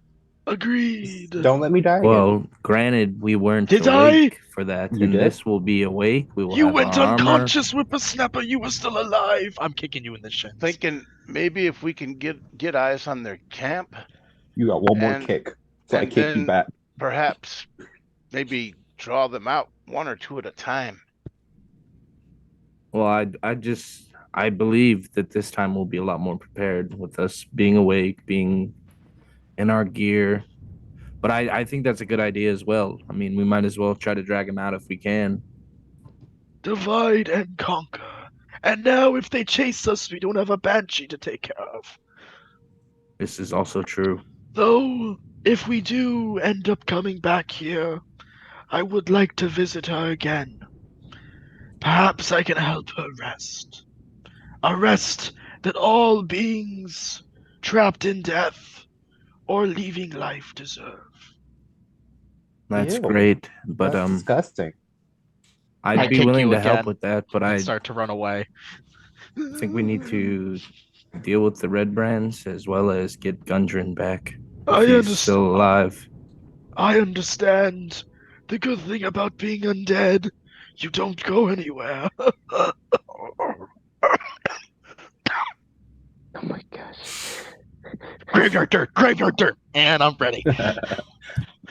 All right, so you're gonna go looking for the orc camp. Yes. The cough was fake at first, but then it turned real. I know. I was gonna say that sounded too real. It's just good acting, you know? Yeah, exactly. All right, so you from Coneyberry, you look off to the south east part of town, and you see that prominent crag that is up beyond the foothills there on the Sword Mountains. As you look, you see it's pretty far away. It's going to be through some rough terrain as you head that direction. And if you look at your map, it's kind of right over here is about where it looks like. So about 25 miles away, and there are foothills and things between that. It looks like rough terrain that's coming up. So for this part, we are going to do a... Oh, that's interesting how they do this. I'm going to make it a group check. Nope, it's made by the character leading the way. Okay. So instead of doing what I would do, I'm going to do what the adventure says. One character leading the way through this terrain can make either a perception check or a survival check to attempt to find the camp. I'll lead if you guys want. Okay. I trust your judgment, whippersnapper. All right. Mm. Not horrible. guidance that? All right, 14 perception. Yeah, I'll guidance. I mean, I don't know if it's a. See, this is the thing about the You have to rule. know if it fails. I have to know if it fails, but I feel like that kind of breaks the agency of the DM because one, the DM could start describing the failure, then it could be like, "Oh, I guidance it," and change it, Right. and then they're like, "Well, now it's not failed anymore." Can you So I can don't you like link that it? rule. Can you link it in the chat for me? Yeah, let me find it in the playtest. Oh, Yeah, it's playtest material. Like it has to fail first. Yeah, I know specifically you have to fail. I've got it. I'll throw it in there for you guys and anyone that's viewing. While we're over here, should we check out that well? It's keyed in on the map. Might be worth it. The old owl well just has a horny owl in it. Is it? All right, so you, Well, no, it says they can make the roll before or after making the check. Who failed the ability check? yeah, you're right. I don't like that. It's because it's kind of like the interact action that they define. Right. That something should be in the DM's guide. Yeah. That gives the player too much agency, so they know there's like a limit rather than like, oh, maybe. Yeah. Well, all right. So because it makes it being like you have to make a DC. It makes it like say like every time. Oh, you have to make a DC 20 check or a DC 15 check each time. You know. So I want to change it, but I'm going to fight that, and we're testing the rules. He failed, so this applies. Okay, I will guidance him then. Okay. Nice. Why is everyone rolling fours? Like, I love it, but damn. Sweet. All right. So Mael begins leading you all through this rugged terrain. And you see Mael kind of look around, reach up the dirt, put his finger up, and he starts to kind of go off in one direction. Milo, you cast a guidance spell, and your guidance spell is whispering in your ear, in Mael's ear.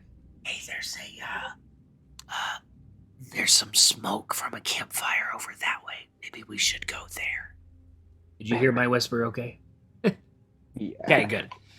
And Mael's like, oh, okay. So I linked mine in here. Is that the old version, or is it yes, different when that's it's the a old cantrip? version. Yeah, that's the old one. Yeah, that's the 5e. Yeah, it's not gonna have any of the updated rules on the 5e SRD. Yeah. Okay, so you I'm gonna change my guidance spell in Foundry. But yeah, continue, Aaron. Okay. Thank you. So as you start to go through this rugged terrain, it only takes right about an hour. And you start to get the whiff of this faint smell of smoke hanging on the air as you ascend this rugged ridge on the lower slopes of the hill. As you ascend the ridge, you look down, and 50 yards away, a cave mouth opens up at the bottom of a ravine. And you can see, hunkered down by a boulder 20 yards outside the cave, keeping watch, is a single orc who seems to be looking around as you look slightly down this hill at him.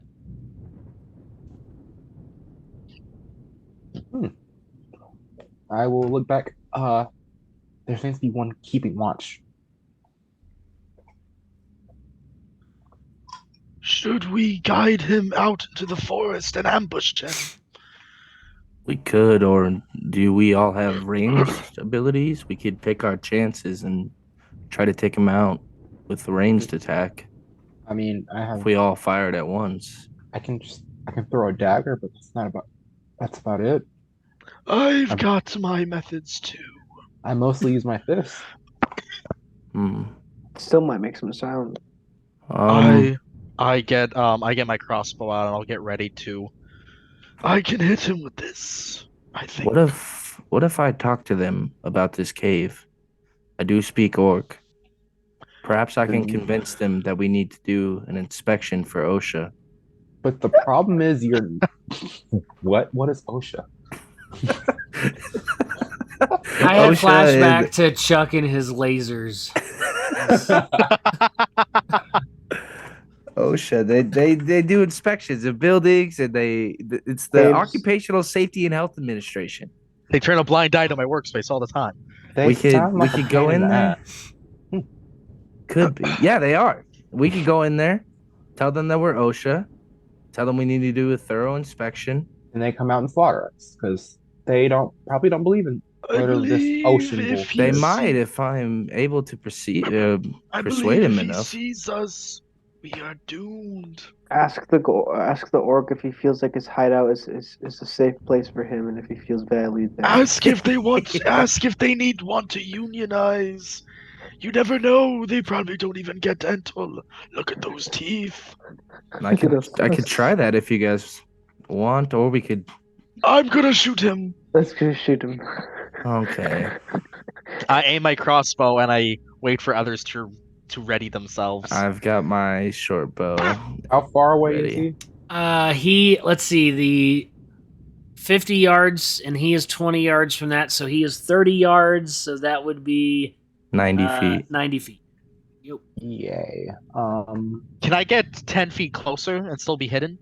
Yeah, I need to get 10 feet closer as well.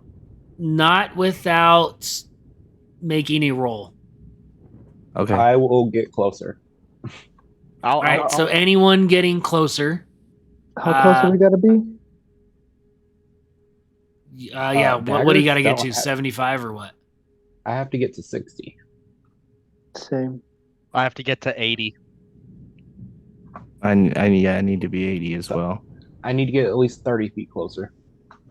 Okay. Is that a stealth? Yep, so anyone moving closer, go ahead and give me a stealth check. Stealth.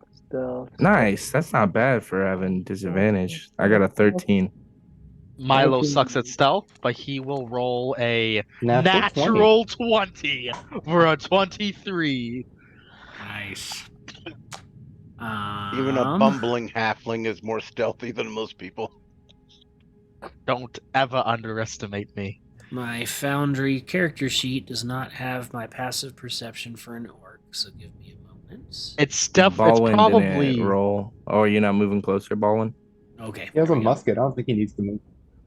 I don't think he should also fire that because musket makes sound. That'll be And if he's alerting. on watch, he's probably either drunk or sleeping. He's Oh, Alright, right, so so you- that might when be being you shot, on a though. watch, Chuck. Don't relate it to an orc. Who didn't roll? What I don't I think- didn't roll. what are Baldwin you didn't roll. doing? Are you just I'm hanging back? I'm standing back with my musket. Don't Okay. fire. Well, All right, the rest of I've you got army. But I've got a spell readied. I'm just staying back so that if orcs come swarming out, I've got room to provide cover fire. Okay. But I'm gonna ready a firebolt. All right. So the rest of you start to kind of army crawl among the grass here in this overlook of this ravine, and the orc, as he's going, you see him. He's kind of looking around a little bit. You see him kind of lift a leg as if he's kind of farting. Scratches his butt, picks his fingers. Didn't really seem to notice. As first to get in range, I believe, would be Milo. We are all you gonna know we wait? smelled him. Are you gonna wait for everyone else to get in range, or are you gonna take the shot? I'm gonna wait at least till Radgar does, and then wait for the two in front of us to stop at 60, and then I'll relay to Radgar that I want to shoot once our allies stop moving. Okay. Everyone makes it to their range, and it seems to be set up and in position. I fire away. All right. Is everyone gonna fire at the same time? Yeah. Everyone Whoosh, that's yeah. everyone that's shooting, shoot. Sure. Yikes, Why I got not? a 12. 22. I got 10. Milo will roll his short bow Oh. for a 22 for 9 piercing. What you gotta do? Outdo me. Baldwin blasts a firebolt, 19 to hit for 4 fire damage. We killed him for sure. How'd you We have have advantage on 9, that? 13. Milo? I got Oh, 8. because we're surprising him. Oh, yeah, then I'll roll again. Oh, yeah, we are. I mean, I'm pretty sure we got him, but Yeah. All right. So Mael, you threw your dagger. That will be a 15. All right. So you're down 1 dagger until you go pick it up. That'll be fine. Okay. So with all of that, the short bow missed. The ray of frost hit. The firebolt hit. And what was our dagger? Did you have something more than a 12 or a 10? It was 15. 15. The 15 hits. Oh, So light crossbow hit. Yep, sorry, and the crossbow hit. So Mhm. everything but the short bow hit. And just in one fell swoop, this orc just gets completely decimated. Luckily, I think all of those are pretty silent attacks. And the body just crumples forward. What would you like to do? I'm gonna- I'm gonna creepily crawl forward, still crawling for no reason, and get my dagger. Am I able to retrieve my crossbow bolt? I'm assuming that's outside at- front of the cave, though. Yeah, so eventually you come out of the grass and you're to that 20-yard mark in front of the cave where there's kind of like a barrel that the orc was up against. That is where your stuff is. And at some point it's just ridiculous because there's no more grass to crawl between and my L's just still army crawling on the dirt. I'm still crawling for no reason. Okay. But you make your way to pick up your stuff. And there is a cavern entrance ahead of you. And that's you from 20 yards out, you don't see anything, you don't hear anything, it just goes into darkness. As I sniff the ground, shall we continue into the cave? Perhaps we should drag his body away and just wait for them to come out and see he's not here. And perhaps they'll go look for him. That we could can take catch- hours. Yeah, Is we this have no long. Is this a stone cave? As opposed to a A wood cave? grass one? Well, Maybe, one or of us dirt. might have tremor sense. Someone might have a tremor sense they could use to help scope out. It appears to be a traditional cave. What type of caves have you seen in the past? Untraditional. The grassy kind. Interesting. Alwyn. Yes, Okay, it I is will a come hole in a rock wall. I will come up and approach the cave. Okay? Careful. I mean, if it's all stone, you could start the tremor sense from there, from like outside the cave, and see inside. Who has tremor sense? Literally the- the dwarf. The range, though. is Oh, what they I'm- did give us. They did give him 60 that. didn't they? feet should be Yeah, 60 feet's not enough bad. for us to move every time. And at least know if there's someone around a corner so we can prep.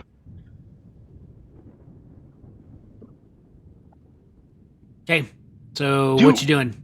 Do your sense, Baldwin. Okay. Well, do I sense any movement inside the cave from the cave mouth? All right, let me take a look at is the dwarf on? That's on one of the older documents, I believe. Tremor It's on sense the should first one. Tremor sense should actually be on. Character origins. Okay, let me pull that up Oh, just to I- double check. I got that.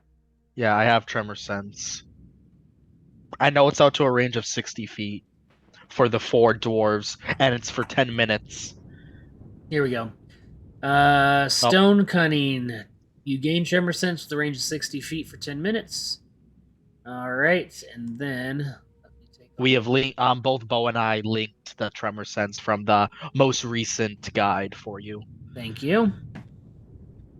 Creature with tremor sense can pinpoint the location of creatures and moving objects within the range, provided the creature. That's weird. They include the fact that it's not a form of sight.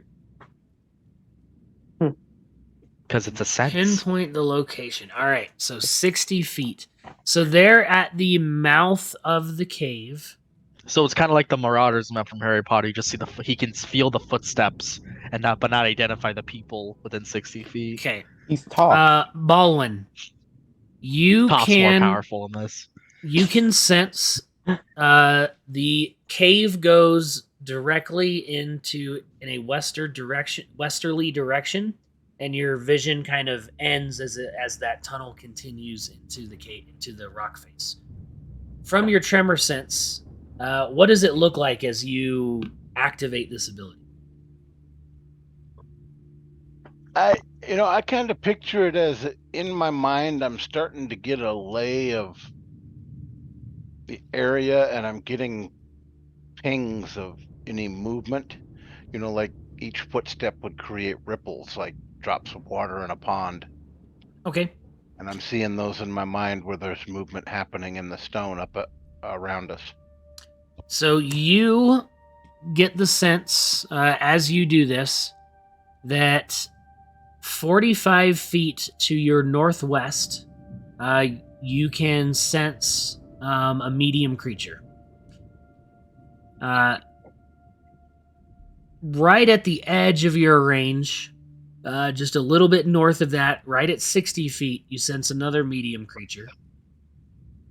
Directly north of you, at 60 feet, you detect a third medium creature. And directly north of you at 50 feet, you detect a fourth creature. Also, at 45 feet, in a north-northwest direction, you detect a large creature, much bigger than the others. Interesting. So from that, you get the sense that this cave at some point makes a sharp turn to the north and then back again to the east. Also, Okay, I I'm did gonna not know relay that termitents work in the information water. to the party. Suggest that we advance very slowly. Agreed. And the stealthy one should get right up front here with me, and when we come up on those curves, the stealthy one can peek around, see what we're seeing. I can help you with that. I just want to reiterate, I can't see in the dark. Just grab on Baldwin's shirt or something. And then Milo and Radgar have that problem, right? Mhm. Crap. Sitting by campfire and singing So- campfire song. All right, so what are you two doing for vision? Are you just holding on? Yeah, I'll hold on to someone. I don't Alright, want to do that. Milo and Radgar, can you see anything on the map at all? No, Nah, it's completely I see 'em. black for me, Aaron.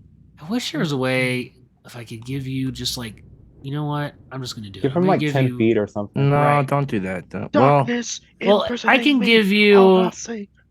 Let me give you 5 feet. Let me see what happens. Milo, does that do anything for you? Yeah, I can see my allies right around me. Okay, I'm gonna do that. I'm gonna give your token 5 feet of vision so that you can at least stay and have a hand on the people in front of you. Theoretically, they should be able to see something if it's 5 feet in front Right. of them. So If we get into a fight, let me know. I can cast light on my shield. I say Okay. we just do that. I mean, Also, Mael's on all fours still.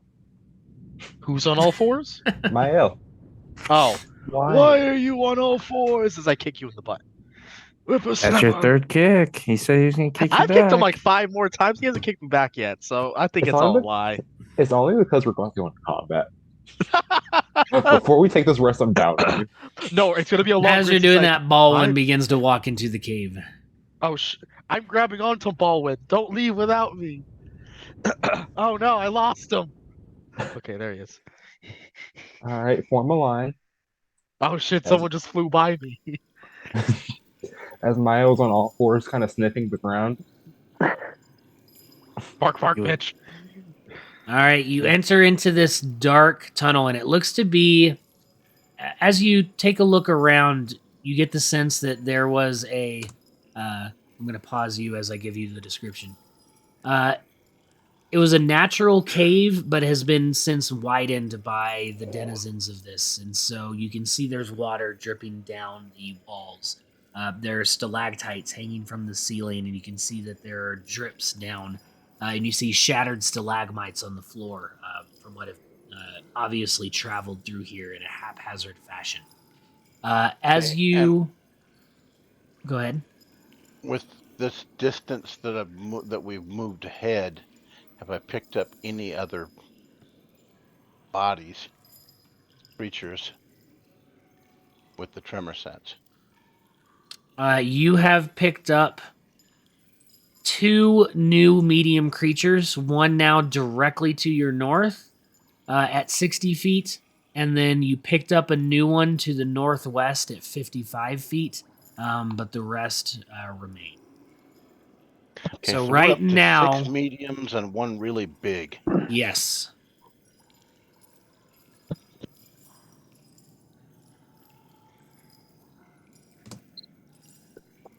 So at this point, as you're moving in, everyone give me a group stealth check.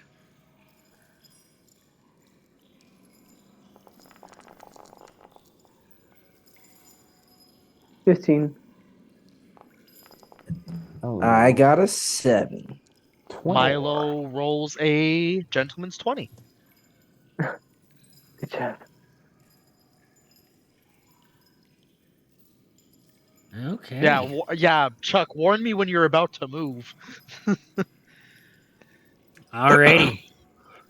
So you begin your way, and I guess for the purposes of testing and everything and how this works, you passed that stealth check 3-2. So Yay. go ahead and move yourselves in here. It's funny. All right, Where are you Mael, as you go to the front there, are you still crawling? Yes. All right, I'm gonna put you in the prone position then. Oh I will shit! Can accept you that. can you move me next to Baldwin, Aaron? Mhm. Thank you. He left my vision and then I got scared. All right, so Mael, you see the cave turn sharply to the north, and as you get to that point, you can start to hear the sounds of grunting and things shifting around and moving. There's an orgy happening. All right. Oh, We're man. moving ratings quickly here. Just ban me already, Twitch. I understand. I look back at Baldwin. We still good? Am I picking Wow. anything else new up? Nothing new. Okay, and the closest one now. The closest one from What? where you're at is 20 feet to the northeast. Okay, I'm going to relay that to the group. Looks like right around on the other side of this curve right here is where there is something. Mael, can you slip forward about 10 feet and look around the corner? I will crawl In forward. stealth mode? If we Well, can not that far forward. All right, If you're we one to can- talk. if we can lure one So my- here, we can bottleneck and ambush them. Mael, as you get to that point, you then get the vision of an orc right there ahead of you. You have a moment where he is looking down and does not notice you. What do you do? I will crawl back slowly, kind of like a dog when they're crawling back. Okay. And I will stand up, and then I will say, I will kind of point towards there, and I will point and put my finger up at least one in the mouth of that.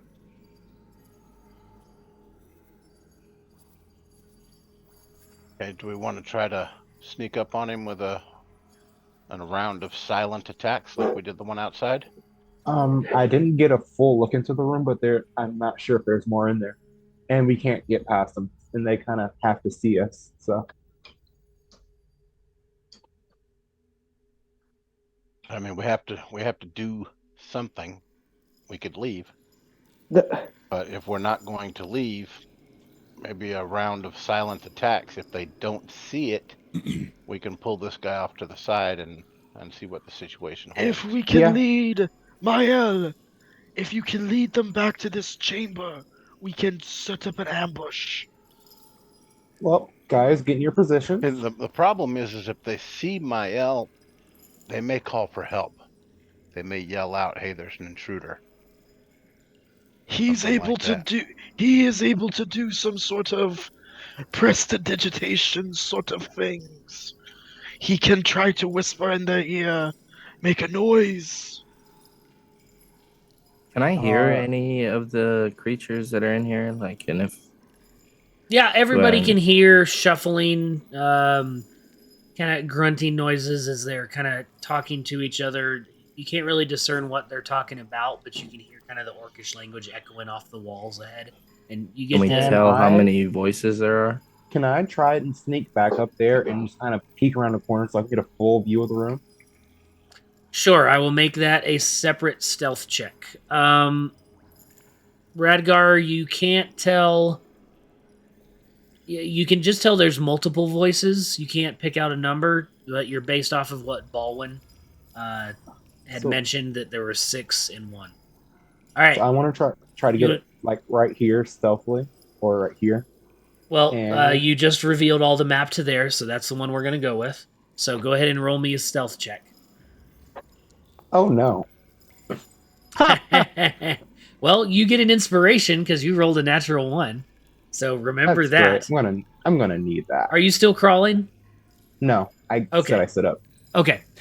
So Mael, you see him sneak down, and all of a sudden you just hear this intruder! And you hear, oh shit.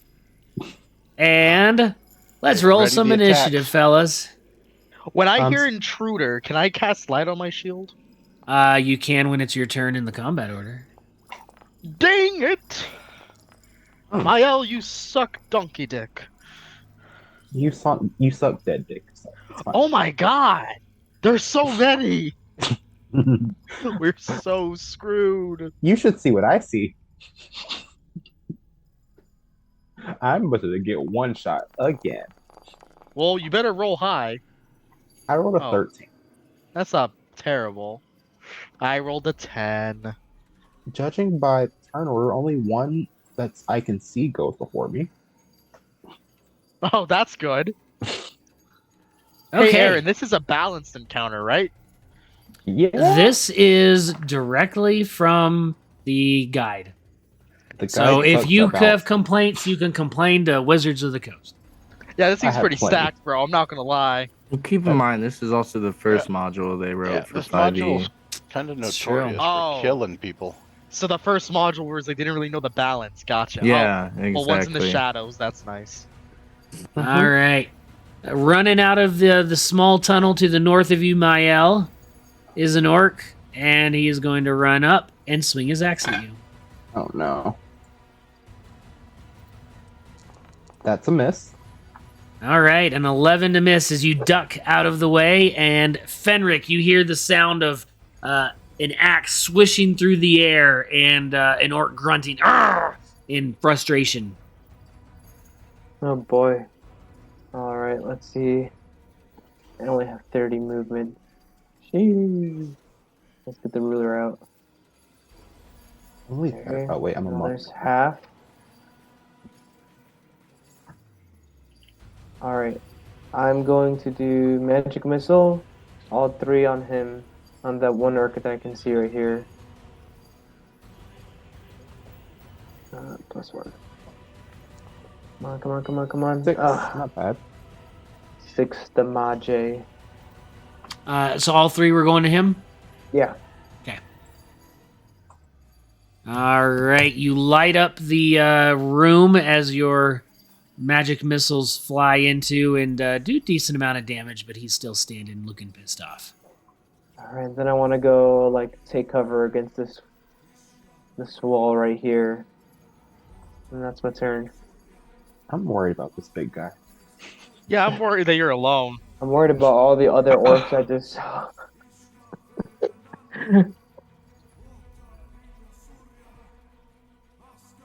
Okay, that guy's gonna run there. Oh, oh, okay. I see. All right, he can get to there, and then he's going to take a javelin and chuck it at you, Mael. Wouldn't Well, have I it any mean- other way. Miss. All Mael right. has died in every single encounter so far. Oh, No, I he just look haven't. Hey, he So you hasn't died duck. yet. I've only You duck from the axe that slashes at you. You then move off to the side as a javelin clatters against the wall, and the rest of you see this javelin appear right against the wall there. As it is now this orc's turn, he can get to you without any problem. And he's going to go here next to Mael and swing his axe. He's not in a flanking position, so it'll be a normal attack. miss. All right, a Odin. 12. You then dodge out of the other way as the third one misses, and it is now your turn as you have 2 orcs in melee. Odin is with us. I'm gonna yell out 6 and then ogre. What are you doing in my swamp? And then I'm going to, what can I do? You can disengage. I can, but that would be none fun. I die in every combat. Don't let me die, Sam. I've only Stay. died in one combat. Bruh. And The that was other your time own was out of fault. combat. You were in combat when you all died. That was one time. Okay. So this one, I'm going to punch right in the jaw. Oh, Nice! He is still barely alive as you punch his teeth and his tusks right in his Knocked the face. crap out of him, man. one punch! And then I'm going to use a key point to flurry of blows. And one blow will be a kick right to his throat. Okay. 11. Can I use my inspiration? Yes. Yes. There we go. That's better. Drop this mother. That will be enough. You crush his windpipe as his body just slumps down dead on the ground. And then I will look back at Milo. And then I will kick this other orc. You're This literally time, looking back into nothing because Milo's around a corner. It's fine. The intent was there. You feel it. And then intent I will was kick there. this guy back, but this time it will be a shove. Why? Oh, well, you got your inspiration back. Natural forward. 1. All right, what does your natural 1 look like as you attempt to shove this guy? As I try to kick him and shove him back, I just fall into a split. All right, but you come back up so you're not prone. I mean, I was going to take the prone, but it's fine. You don't I'll have to come take the back up. prone. Okay. Anything else? That will end my turn. All right, you're staying there. I'll accept death. Okay. My God. Baldwin, you hear the sound of a fist crunching bone and windpipe of an orc, and the sounds of combat ahead of you.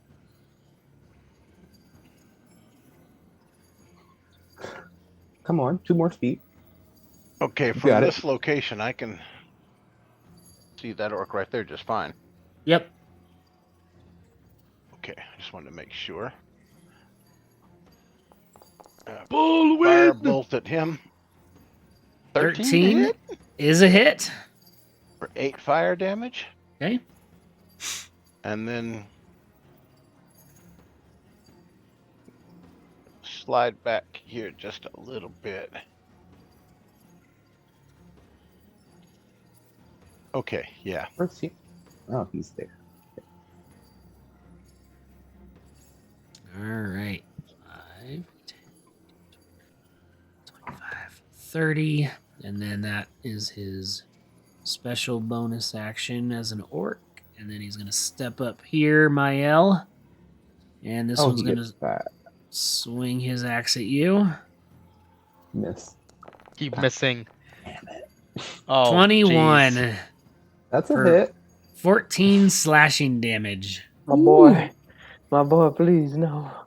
Why didn't you run back here? They would have caught me anyways. There would have been other people for them to get caught by. Okay, and then another orc. This one looks bigger, stronger, better armor, better weapons, is going to step up and try and finish the job on Mael here. I am better. I'm stronger. I'm Batman. That hits, unfortunately. All right, that's an 18 for 6 damage, which sends you unconscious. Damn it. Aw. Fucking Mael. Technically, I've only died once. And then, for those of you that can speak orc, you hear this shout. It's like, there's more in the passage! Get them! No, there's not. He was alone. And Milo, it is your turn, and actually, I'm going to have him step back a little bit. Okay, your turn. Can't see shit. Mm-hmm. Anybody have a 9th level fireball? Can't but only see if Vasashi anything. was here. I'm gonna get here. I'm gonna Don't you have cast. light cast? Oh, Don't you have never light mind. cast? No, I didn't fucking have a cast because we weren't expecting to get a nat 1. Remember when you guys were bullying Bastion for not having dark vision? So are you casting some light on yourself? Yeah, Aaron, I'm casting What's the range light. on it? 40, 20? I think it's 20 and 20. It is 20 and 20. So, yes, 20 bright, 40 dim. No, 20 bright, 20 dim. Well, it stacks out to 40. Okay, Like, fine. I have to put the tokens that way. Gotcha. Cool, so now I see fucking Mael needs help again. Bonus action. Should I even bonus action him alive? You should. You're just gonna go down again. And You're not him wrong. occupied. You're not wrong. I am going to. that's more HP.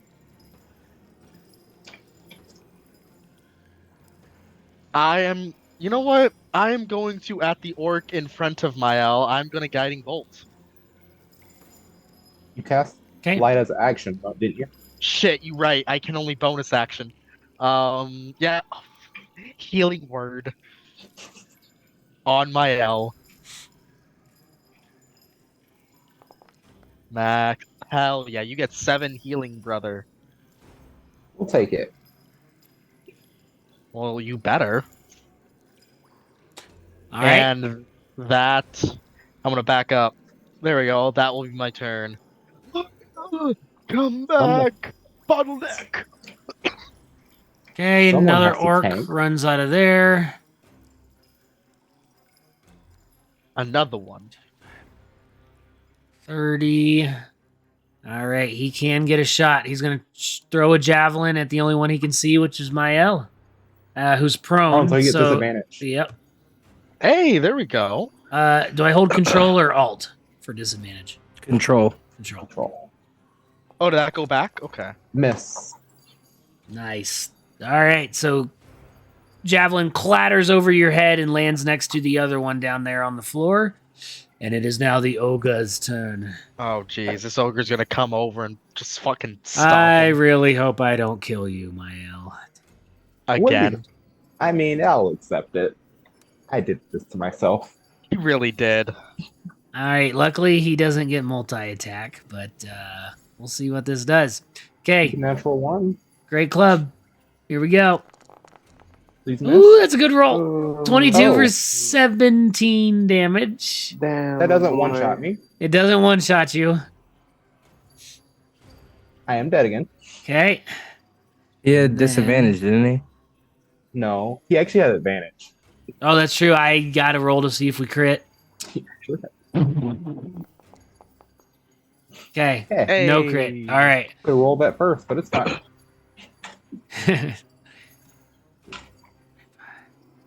30. He starts to squeeze. 35.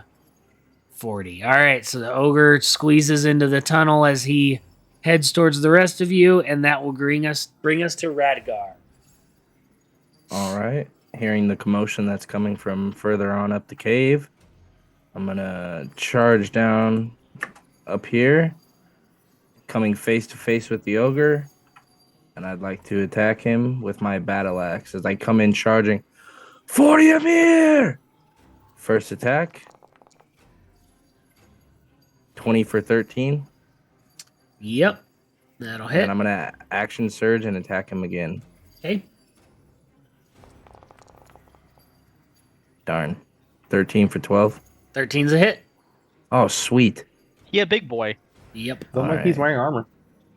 And that'll be my turn as I You just just got stand those here. bulging pecs rippling in the light of my shield. I like that token. Is that just a basic token for him? Yeah, from Foundry. Nice. I like it. I like that token also. Here, All right. Does this help if I give you the health bars on them?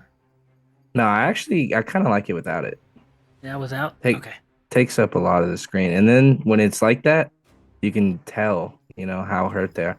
I guess for me personally, I don't like knowing. I think it's more fun to... Yeah, it's. I like the uninjured and injured thing, Yeah. But I mean, obviously, yeah. But yeah. So when you hover over, you see... Okay. Yeah, because you Got have it set to hovered for everyone Yeah, on their okay. token. Cool. For example, we have an unconscious Mael. Mm-hmm. What's the All problem? right. This is my normal state. That then brings us back to Fenric. As you see, there's a large ogre blocking the tunnel to the north between you and Mael. Ugh, dude. This drags. Alright. Do you have some AoE? I do. Fireball me, I but dare you. in this situation, No, do if it. If you hit Mael, he only takes 1 death save. But Do it. Finish him. Do what Fenric would do. I could hit a lot more people. But all right, I'm gonna hold on. All right, Do what I'm Balsashi gonna move would do up deep here. down. Damn, this is his space, right? Yeah. Yep. Scheiße. Wait, are you small? He- No, I'm medium. You're medium? Okay. I think I'm the only small one in the party. Come on, Bastion. I mean, come on, Tay. I mean- it kind of is accurate. I can see the guy's print, bro. Okay, I can do this. Good damage. Come on. Good damage. Come on. No whammies, no whammies, no whammies, no whammies. What are you doing? I want. You didn't see the roll? Oh my gosh. Yeah, Okay, he's doing burning hands. I want that to face like this. Is it a 15-foot cone? Yes. You should be able to click the ruler and rotate it. You can, yeah, you can hit both of them. And because I'm an evocation wizard, I can sculpt my spell for it to ignore Mael. You can? Nice. Yes. Nice. You automatically save and take no damage. Wonderful. I wonder All how that right, works the if I automatically- ogre Yeah, never mind. fails. Let's go, baby! Let's go! Let me check. Okay, no resistances or anything, so he takes 17 fire. All right, the tougher looking orc. He will succeed. Is it half damage? Yes. Yep. Okay. Which is enough to kill him, actually. Oh, let's go, baby! And then the other orc Crazy. is going to fail. All right, so Nice. that kills both of those orcs. Dude, I lay down holy fire. Good pun. Okay, and then I'm going to move out of his range. I'm trying to leave so he can get an opportunity attack. That dangled ogre. Yep. Okay. Wow, we really just evened the playing field here. man. 13. No, he didn't. A 13 hits, but I survive with 1 HP because Nice. I'm no longer getting in contact with those guys. I'm no longer getting railed by life. Yeah, I'm going to let you guys take care of that as I have leveled the playing field. Goodbye. That's my turn. Okay.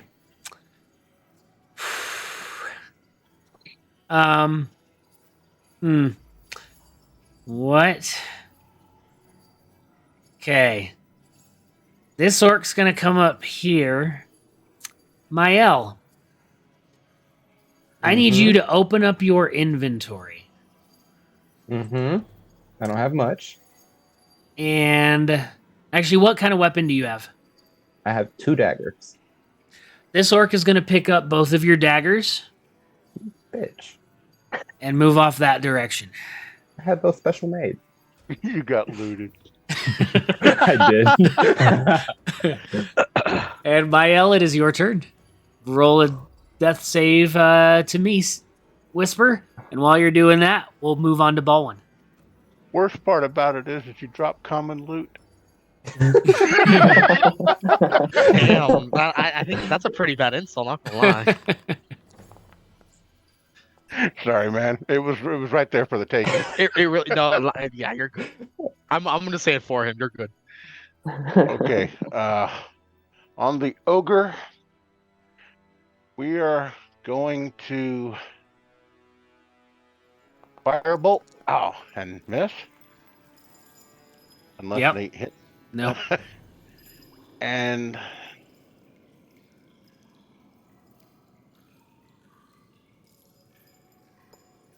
gonna move over here. And Like, that will be my turn. I think I'm more Okay. upset at the fact I got looted than the fact I got down. The All one that right. looted him ran.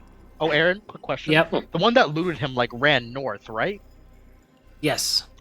Okay. I've never been looted as a PC before. How's it feel?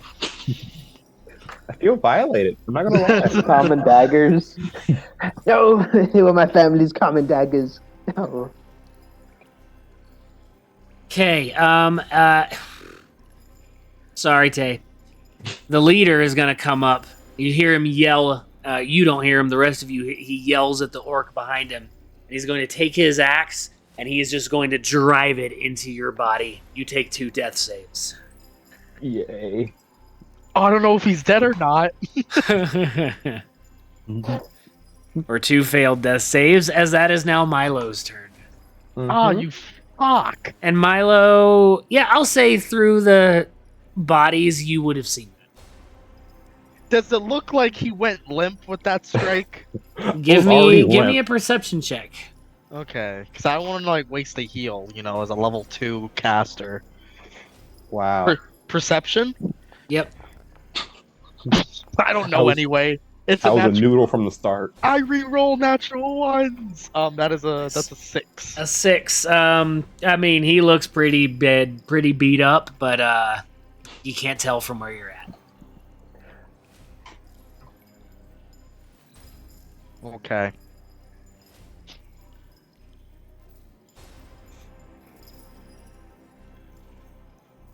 For spells, then, I am going to hold out my holy symbol and do divine spark with channel divinity.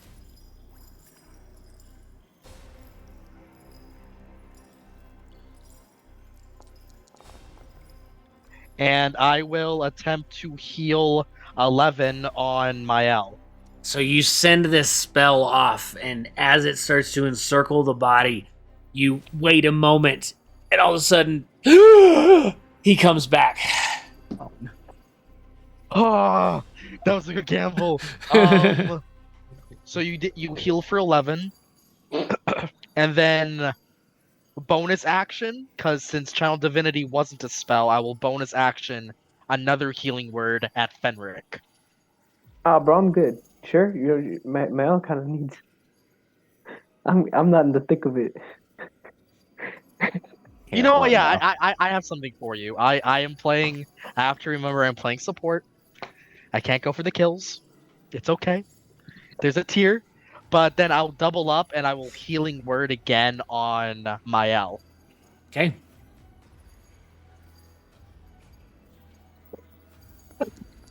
Nice. For another 7, so you should be back to full. Oh my god. As long as this ogre doesn't one-shot me. Well, Yeah. hopefully, yeah, and I'll get there and be like, that orc looted your body, and that'll be my turn. Don't Okay. fuck up this chance of redemption, Lyle. Are you getting near the ogre? Cause do it. Milo doesn't fear death. It's but another path one we all must take. Okay. All The great right. curtains of this world roll over and all turns to silver I'm being glass. flanked. And then Oh, see you it. are flanked and you're prone. Uh-huh. Why did I bring you back to life? Oh. Oh, son of a bitch. He's got 1 left. You know what? That kept him from being outright killed, though. All right, That so would work. 16. Mm-hmm. You're still alive? Mm-hmm. Good. Okay. He's Time got for the 2 ogre. left. All right, the ogre's turn. The ogre is concentrating ahead of him, so he's not going to turn around, and he is going to go for Radgar, who's there in front of him. That is going to be a great club attack. As big as he is in that little tiny Dirty 20. hallway, That'll he hit. should be swinging with disadvantage. Well, not in according to 5e rules. Alrighty. Oh, Radgar, jeez. you get smashed with this giant club. It is now your turn to retaliate. I'm gonna use my bonus action to second wind, Oh yeah, you got second wind. I was get gonna. some health back. Ooh, Let's go. Nice roll. So basically, he did nothing to me. And then I'm going to strike down with my battle axe at him. If I don't hit, I'd like to use my inspiration to attempt to. Is that how we can do it? Sweet. 21 for 6. That will hit. All right, and that'll be my turn. Okay. Fenric, not a whole lot has changed. Still an ogre blocking the hallway. Orcs behind. Mayel's in the back. Oh man, Mael is trapped. We must save him. he is trapped. It's almost I promise like a higher level mole. monks don't do this. Okay. Don't worry, bro. I Uh, will just continue. I'll just continue to heal you If I survive. if you survive. That's true. I'm going to do 3 magic missiles on that guy. Okay. Roll high, motherfucker. Roll high. 5, please. Roll 4. Roll 4. 5. That's not bad. Oh, okay. That's 4 right, times that works, 3. yeah. That's 12. Yeah, that's not 12. bad. All right. Okay. They kind of go around past the ogre, slam into that orc. They can put this hole in his chest, but he's still standing, holding his axe. Okay, man. If only I had something that I could do as a bonus action. I don't. I'm feeling the same, man. I have like jack shit for bonus actions. I could. There's a chance I die this turn. Okay. Shut up, Mael. No one's dying. All right. This orc is going to run up here. And he is not flanking, but he is going to go for Mael, who's back up again. And he's prone anyway, so it's with advantage. Double ones. Double ones. Miss. Oh my God, Wow, yes. 13. Miss. All right, Mael, you finally get to try and do something. You are For the love prone, of God. surrounded by 4 Where enemies. am I gonna go? For the love With, of God, like, disengage. 2 health. And go where? You can go. You can like try to like Run squeeze under past the the ogre. ogre. I don't Yeah. think so, You do not see with the that- new rules. The orc in the middle, directly north of you, is very, very much hurt. The As ogre's not looking great either. As I kind of feel for my dagger in my pocket, I get upset knowing I've been looted. I get up and sweep this guy's legs as I'm getting up. That's 1 attack. The one that's extremely hurt. Okay. Are you rolling privately? Oh, my bad. Oh, Aaron sees it. Makes sense for all of us, I guess, with the ogre in the way we can't see it. Oh, hell yeah. That is dude. enough to drop him. And I'm going to use my last key point to do a patient defense. Okay. Oh, smart. Does that just give disadvantage on attack rolls? Yes. I thought you were gonna go all out and do like another flurry of Um, blows. And I'm sorry, did you say you stood up? Yes, Okay, you got it. Sweet. Okay. Baldwin, you see things are looking a little, or actually Okay. you don't see. I am going to move right up here. Drop that ogre. I'm going to squat ever so slightly. Reach up under Homeboy the Barbarian's sword arm. And cast Firebolt on the ogre. Okay. 17 to hit for 5 That- fire damage. That is a hit. I'm not a barbarian. Not this time. Oh, I tried a paladin, huh? No, I'm he's a fighter. Paladin either. That's okay. Fighter that prays a lot. Let's see. I did Are only that, paladins allowed to pray? What the hell? and then I'm gonna move back over here,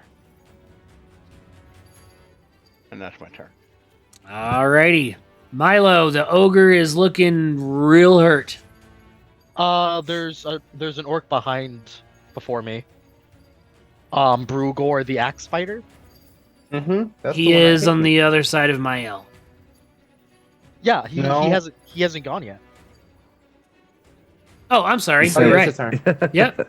Thank you. Yep, Mael, you're right there. Seeing you get up from hitting you, he is going to take a swing at you here. With He Disadvantage. is the Oh, he's smart. flanking, so it's a straight roll.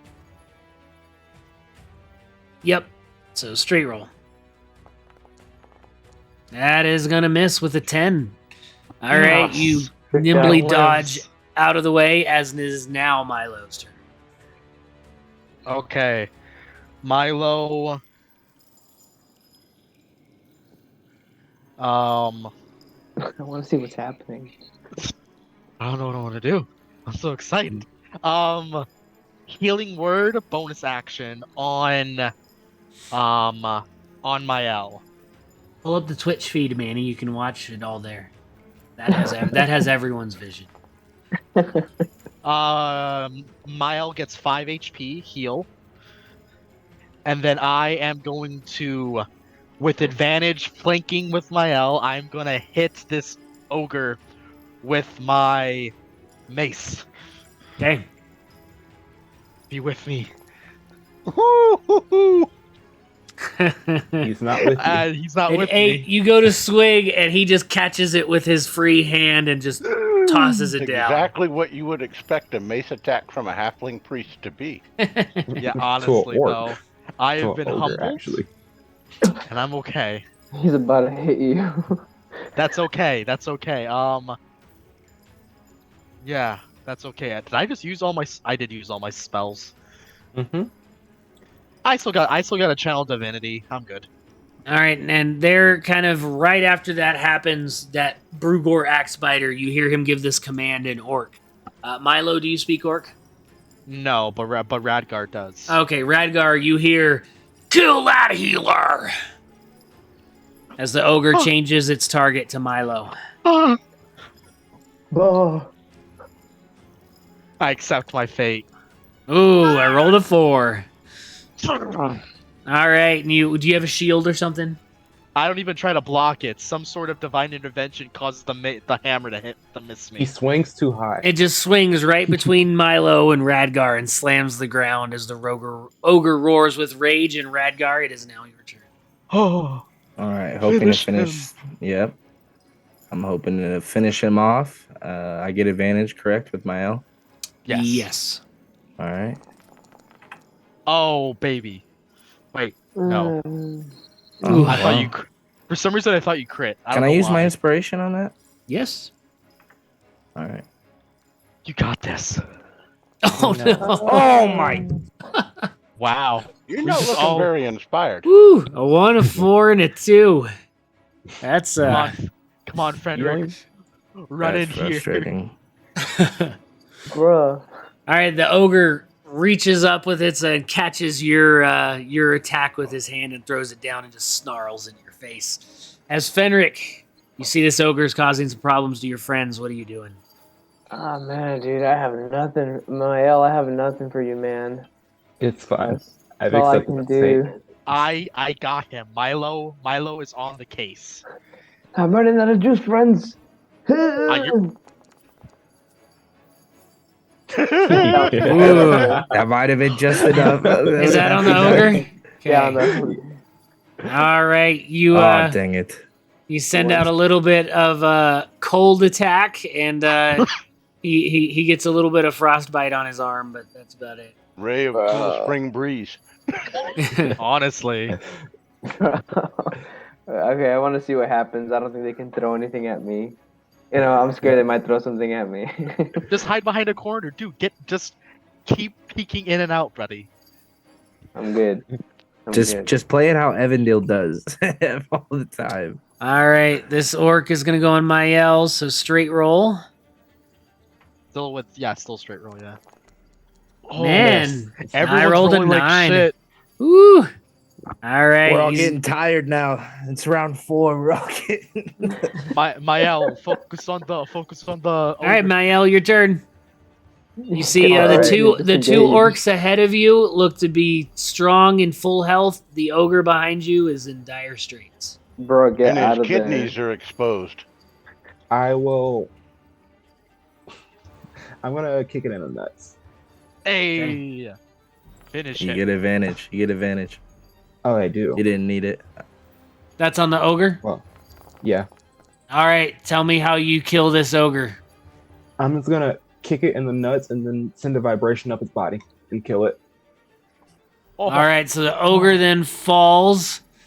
Your second attack, I assume, was on one of the orcs? Yep. The one there I'm with that going mark? to- Yes. All right, 13 is a Second hit. You get 2 attacks at level 2. Yes, I get it at level 1. You can action attack, and then if you do an unarmed or monk Oh, attack weapon, okay, you can okay. bonus action unarmed strike. Okay. So you can actually Basic- always bonus action unarmed Basically, strike. It's just flurry of blows. two weapon fighting, basically. Yeah, but flurry of blows just allows you to do 2 unarmed Nice. strikes As a bonus action. Yeah, it is pretty nice. Can you get out Hell of the yeah! See, And that will end Hell my yeah, turn. Borther. All right. Baldwin, the ogre falls, and we're going to treat his body as difficult terrain in this passageway. Okay. get in there. So I'm gonna move over here so that I am over the halfling.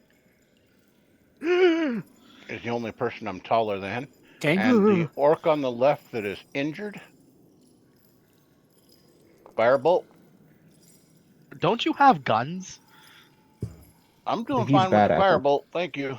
That was a good He's fireball. bad with them. Yeah, that's That a is a lucky hit. roll. Orc is still standing as he's got a singed chest in front of him. Yeah, for 5 damage, which is good. And then I'm gonna step over here. No, I'm gonna go ahead and go back where I was. Sorry. Okay. I can talk to Fenric from here. That your turn? Alrighty. Alright, Mr. Brugor is going to try and take a little bit of cover and move over here. And he's going to take a swing at Mael. Mael, are you still, is patient defense still up or no? No. Okay, so straight attack here. Miss. Woo! Alright. And he's going to snarl and give a command of, kill them and get out of here!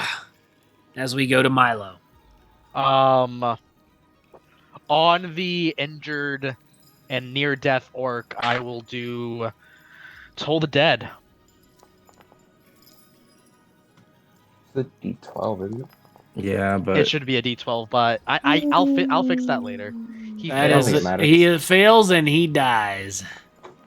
Oh, nice. Well, it was 8 damage, and just like the other one, screaming, blood out of the orifices, contorts in an anguished face, paralyzed with fear. Finish your Radgar. And then I am going to 5, 10, 15, 20, 25, right there, right behind my boy, Mael. And, yeah, I don't have anything bonus action I can really do.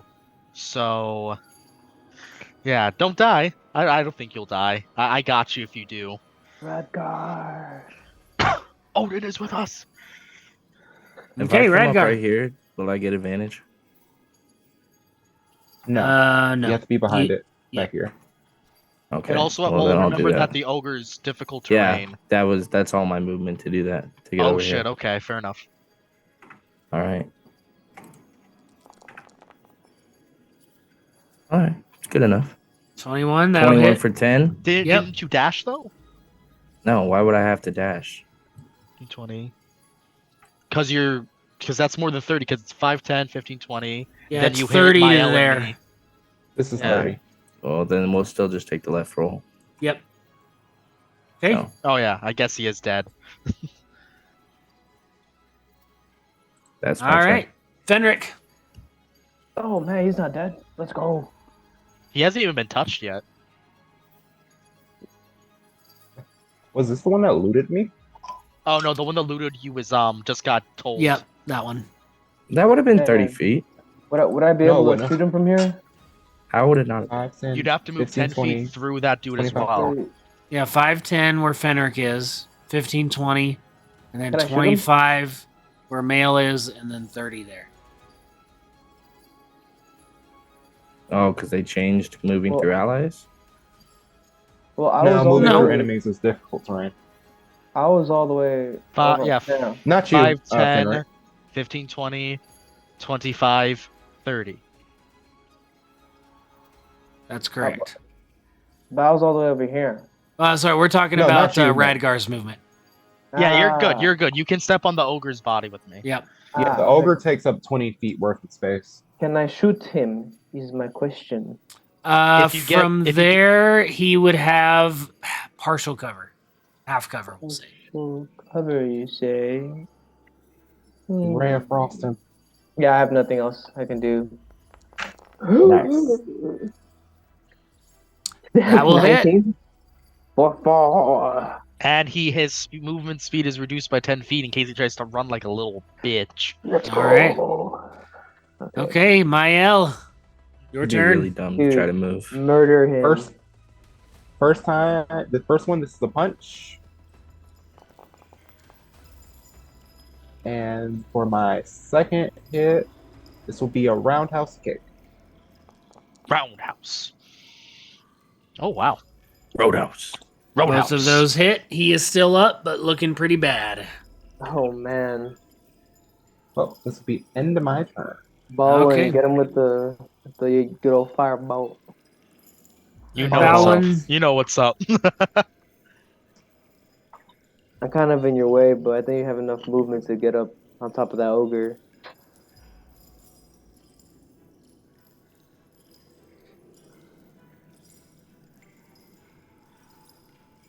All I right, can now get there, right? just to clean up the map, I'll pull that off for a moment. Okay. Yep. Mr. Near Death Orc, Get him. Yep. go ahead and firebolt Get them. him. 13 to hit That is his AC. or 7 fire damage. And how do you want to end this fight, Chuck? Oh, we're gonna throw that firebolt right into his mouth as he's yelling out obscenities Okay. and sear through the back of his brainstem. All right, and as you do, that last orc falls down dead, and you find yourselves amongst a body of orcs, a pile of orc bodies. And looking around, you see sleeping pads, you see chests, you see treasure, if you I will. want my daggers back. You easily find your daggers back. All right. So, I take it you want to check out and see what's in the room. Oh, of course. Of course, Aaron. Alrighty. Absolutely. Can we check what's on the main? This orc that kind of looks different from the rest. I'd like to check his body. I bet so you would. All right. on him, he looks to just be. It looks like he just worked out more than the others. And so he doesn't have better equipment. So he was checking his body out still.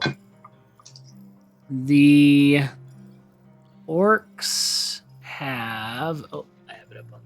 Oh, I also as like I check stuff before we start listing the stuff. Fenric, I am going to use a healer's kit on you. Oh, heck yeah. Yes, and I will, let's see, lay hands upon Mr. Fenric, Battle medic Fenric, And you can roll a hit die to cast restore Cure health. Wounds, Hold on. 7 points to Fenric. And Fenric, I get a you get a and a- D6 plus 2. D6 plus 2. Let me roll that because I get to re-roll ones. Go ahead. You get 6 more cool. points on top of that. Hey, I'm 13 back total, full. that's just about full points, huh? Yeah. And then I go up to Mael and I will do the same thing to Mael.